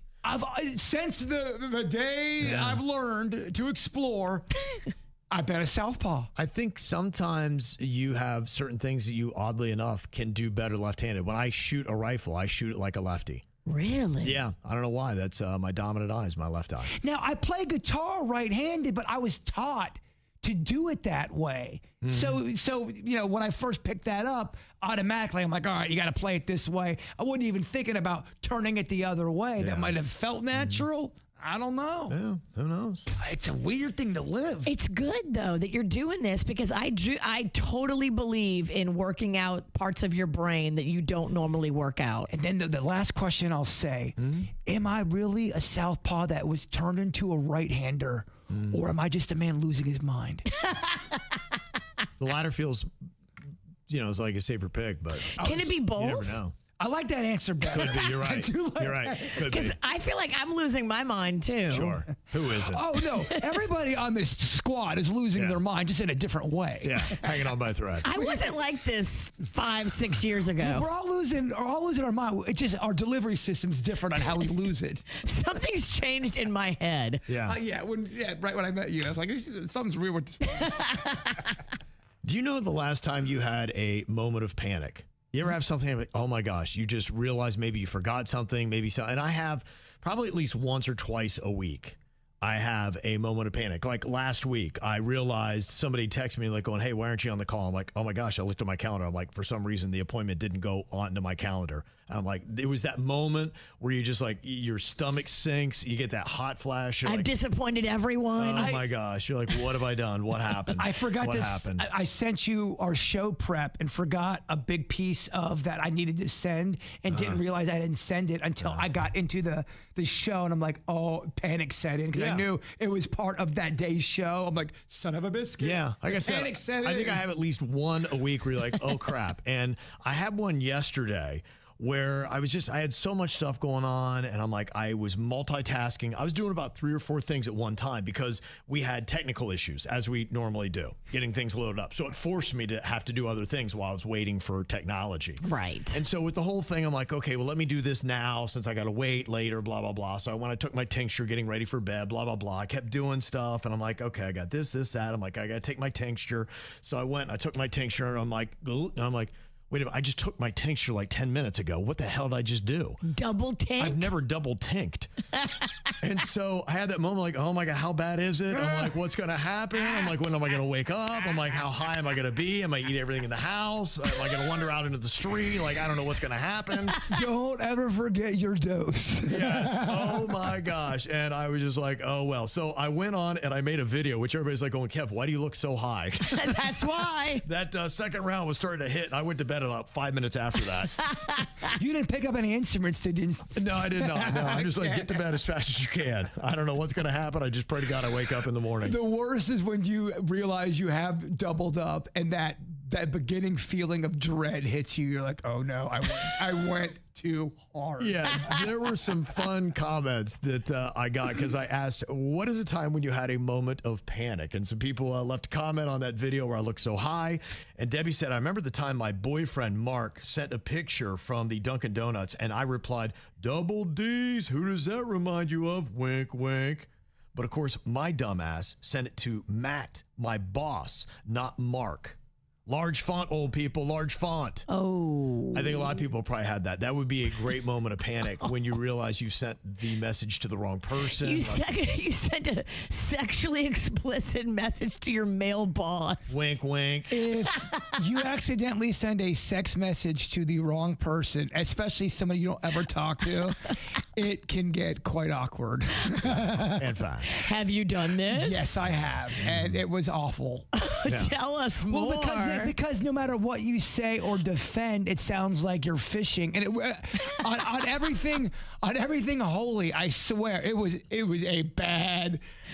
just an accident. And wrong person. It hit the wrong. The names are right next to each other, and holy crud balls. I had a lot of explaining to do. I'm like, I swear, I know it's 1:30 a.m. It was just an accident. I'm not trying to bang you. I swear, it's not a booty call. It's been a while since we've updated the rules here for the KVJ Drinking Game, and that is a word or a situation that is overused enough that if you listen to the entire KVJ show, you would be taking several drinks on your way to being massively hammered. And it came up because somebody said, I noticed that if you guys went back to doing the rules on the KVJ Drinking Game, you would have at least 2 drinks every single day from Virginia. Did you realize she says this one word twice a day, by guarantee. I was like, wow, maybe it is. I don't know if you what is it? know what the word is or when it happens, Jbird. Have you ever noticed every time Virginia starts off her dirt of the day report, there's a word she says? Tell me if you can notice here in this little montage that we put together, just to investigate to see, is this really true? And when we did, we found out, yes, we think it is true. Well, Hayden Pantier. Well, Tyreek Hill. Well, Kevin Hart. Well, I don't know who this guy is. Well, the Atlanta. Well, Imagine. Well, see ya. It was that. Well, Harry Styles. Well, the daughter.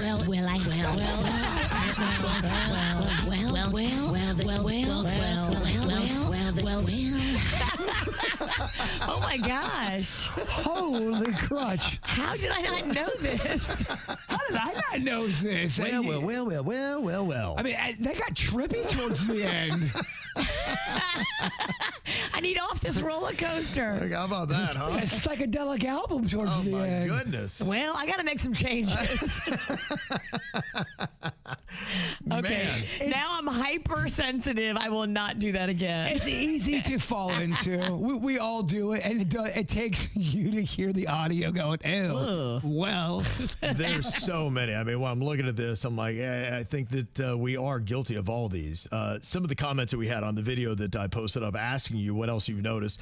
Kevin says absolutely anytime he's doing an ad or commercial and describing something like it's absolutely incredible, absolutely amazing. Okay. Every time Jbird says leads the league in. Okay. Yeah. I've been doing that one since he leads the league in leaguing. Yeah. Yes. Loss for the witch is a win for the bird. Okay. I'll never stop saying that. Even if you've threatened my life, I'm still saying that. And I've had my life threatened. Gonna help you all get drunk on that one. Drink every time Jbird says if you shall. Okay. If you shall. Jbird saying, can you edit that out? And then no one ever edits it out. No. We want the bad in there. A couple more that Kevin does when reporting on a story or a subject or a stat. He always starts with, they say, or Kevin saying, well, listen to this. It's a couple lines to my version of well. Okay. Jill said, whenever Jbird calls Virginia the witch, take a drink. Okay. William says, whenever Kevin says coming up in a couple of minutes. Yep, you would have about 3 drinks an hour on that one. Okay. And it still might not even be coming up. Ashley says drink every time somebody on the show says, that's wild.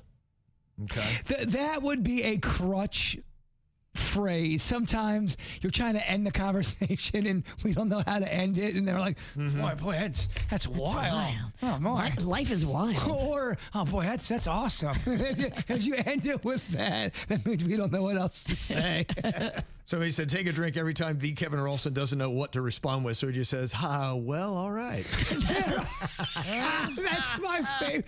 There are times where me and Virginia will have a full-on conversation. There's a beginning, middle, and end. Yes, it might be lengthy. And then Kevin will end it with, yeah, well, all right. All right. Or, and then he moves. There you go. All right. Fantastic answers you gave us. You can always jump onto the KVJ social media, whether it be Instagram, TikTok. If you're going to Facebook, we're there as well. And, of course, you can find us on YouTube. And just to make sure I gave you the right code word, we're going to go with focus. That is the one you need. F-O-C-U-S. Focus. We need to focus a little bit more on these crutch words we're doing. You're right. We're going to focus. You focus, too. I think I need to lean more into well. Go for it. So are you noticing that your pizza is not quite worth the price? I have seen this, that many Americans are starting to cut back on different things, and pizza might be it because they believe that there are several major chains that are charging too much for their pie.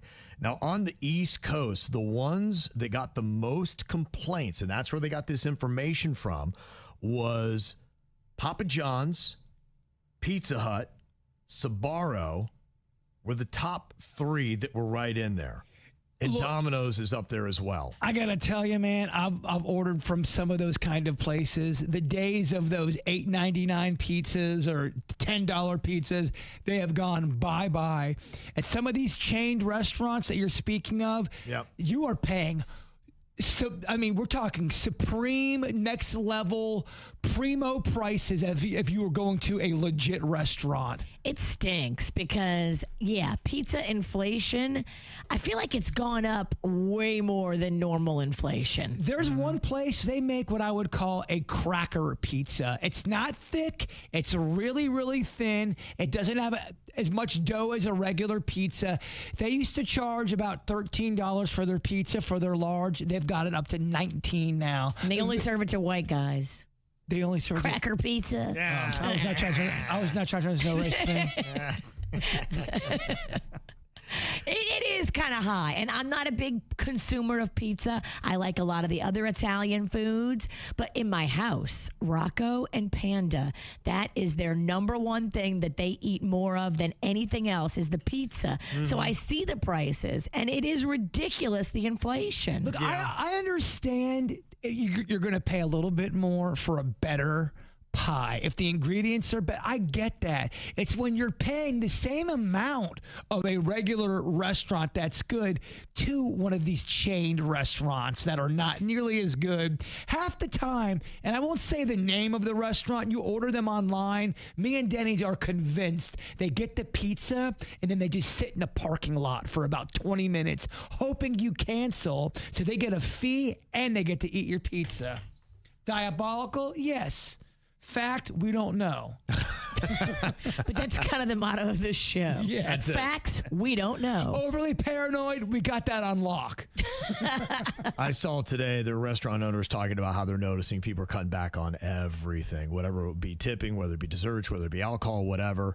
And the numbers are not real good right now. They say U.S. consumer prices rose 3.8% in April from a year earlier. That's the biggest increase in 3 years. Wow. We're heading fast in the wrong direction. They say gas prices are now more than 28% higher than a year ago. That's not good. And they say in April, average hourly wages fell 0.3% from a year earlier after accounting for inflation. That's the first year-over-year drop in 3 years. You see it even on eBay. I looked back on stuff I bought 3 or 4 years ago and then looked at what it costs now. And now these are things that should not go up this much. I bought something for $22 and I looked at it now and they're selling it for $68. Whoa. And it's gouging. Right. I mean, It's everything. they're doing it on purpose. And I called one person out on eBay and they did not like that. Was it a G.I. Joe figurine? No, it was actually a Bigfoot statue. And I go, why are you charging this much? I know the price point on that. And I wasn't a jerk. I said, is this like a one-of-one limited edition that I don't understand? And then they wrote me back, I've got to package this, and I've got to do this, and I got to do that, and I hate my wife. I'm like, all right, all right, man. They're not wrong, man. You're doubling the price, is all I'm saying. Everything is going up. We were talking about the cost of pizzas. Some people thought that they were paying too much for the pie, but somebody said Domino's was on that list, but they now have a deal where you can get $8.99 medium 3-topping pizzas. Not too bad. Somebody said CC's for the win. Brandon said don't be so proud. And McDonald's has got their under $3 menu. So you do have a few options, and they're realizing that people are strapped for cash. And so luckily some places are trying to help you out. You just got to go find them. All right, we need a little positivity before we get to the after the show coming up, and Bird's going to deliver that right now with his thought for the day. Yes, Kevin. Life is so precious. Don't forget that. And if you do forget that, call your mom and dad and tell them you love them. How about that, huh? Sorry, I got caught up. KVJ Show on 97.9 WRMF.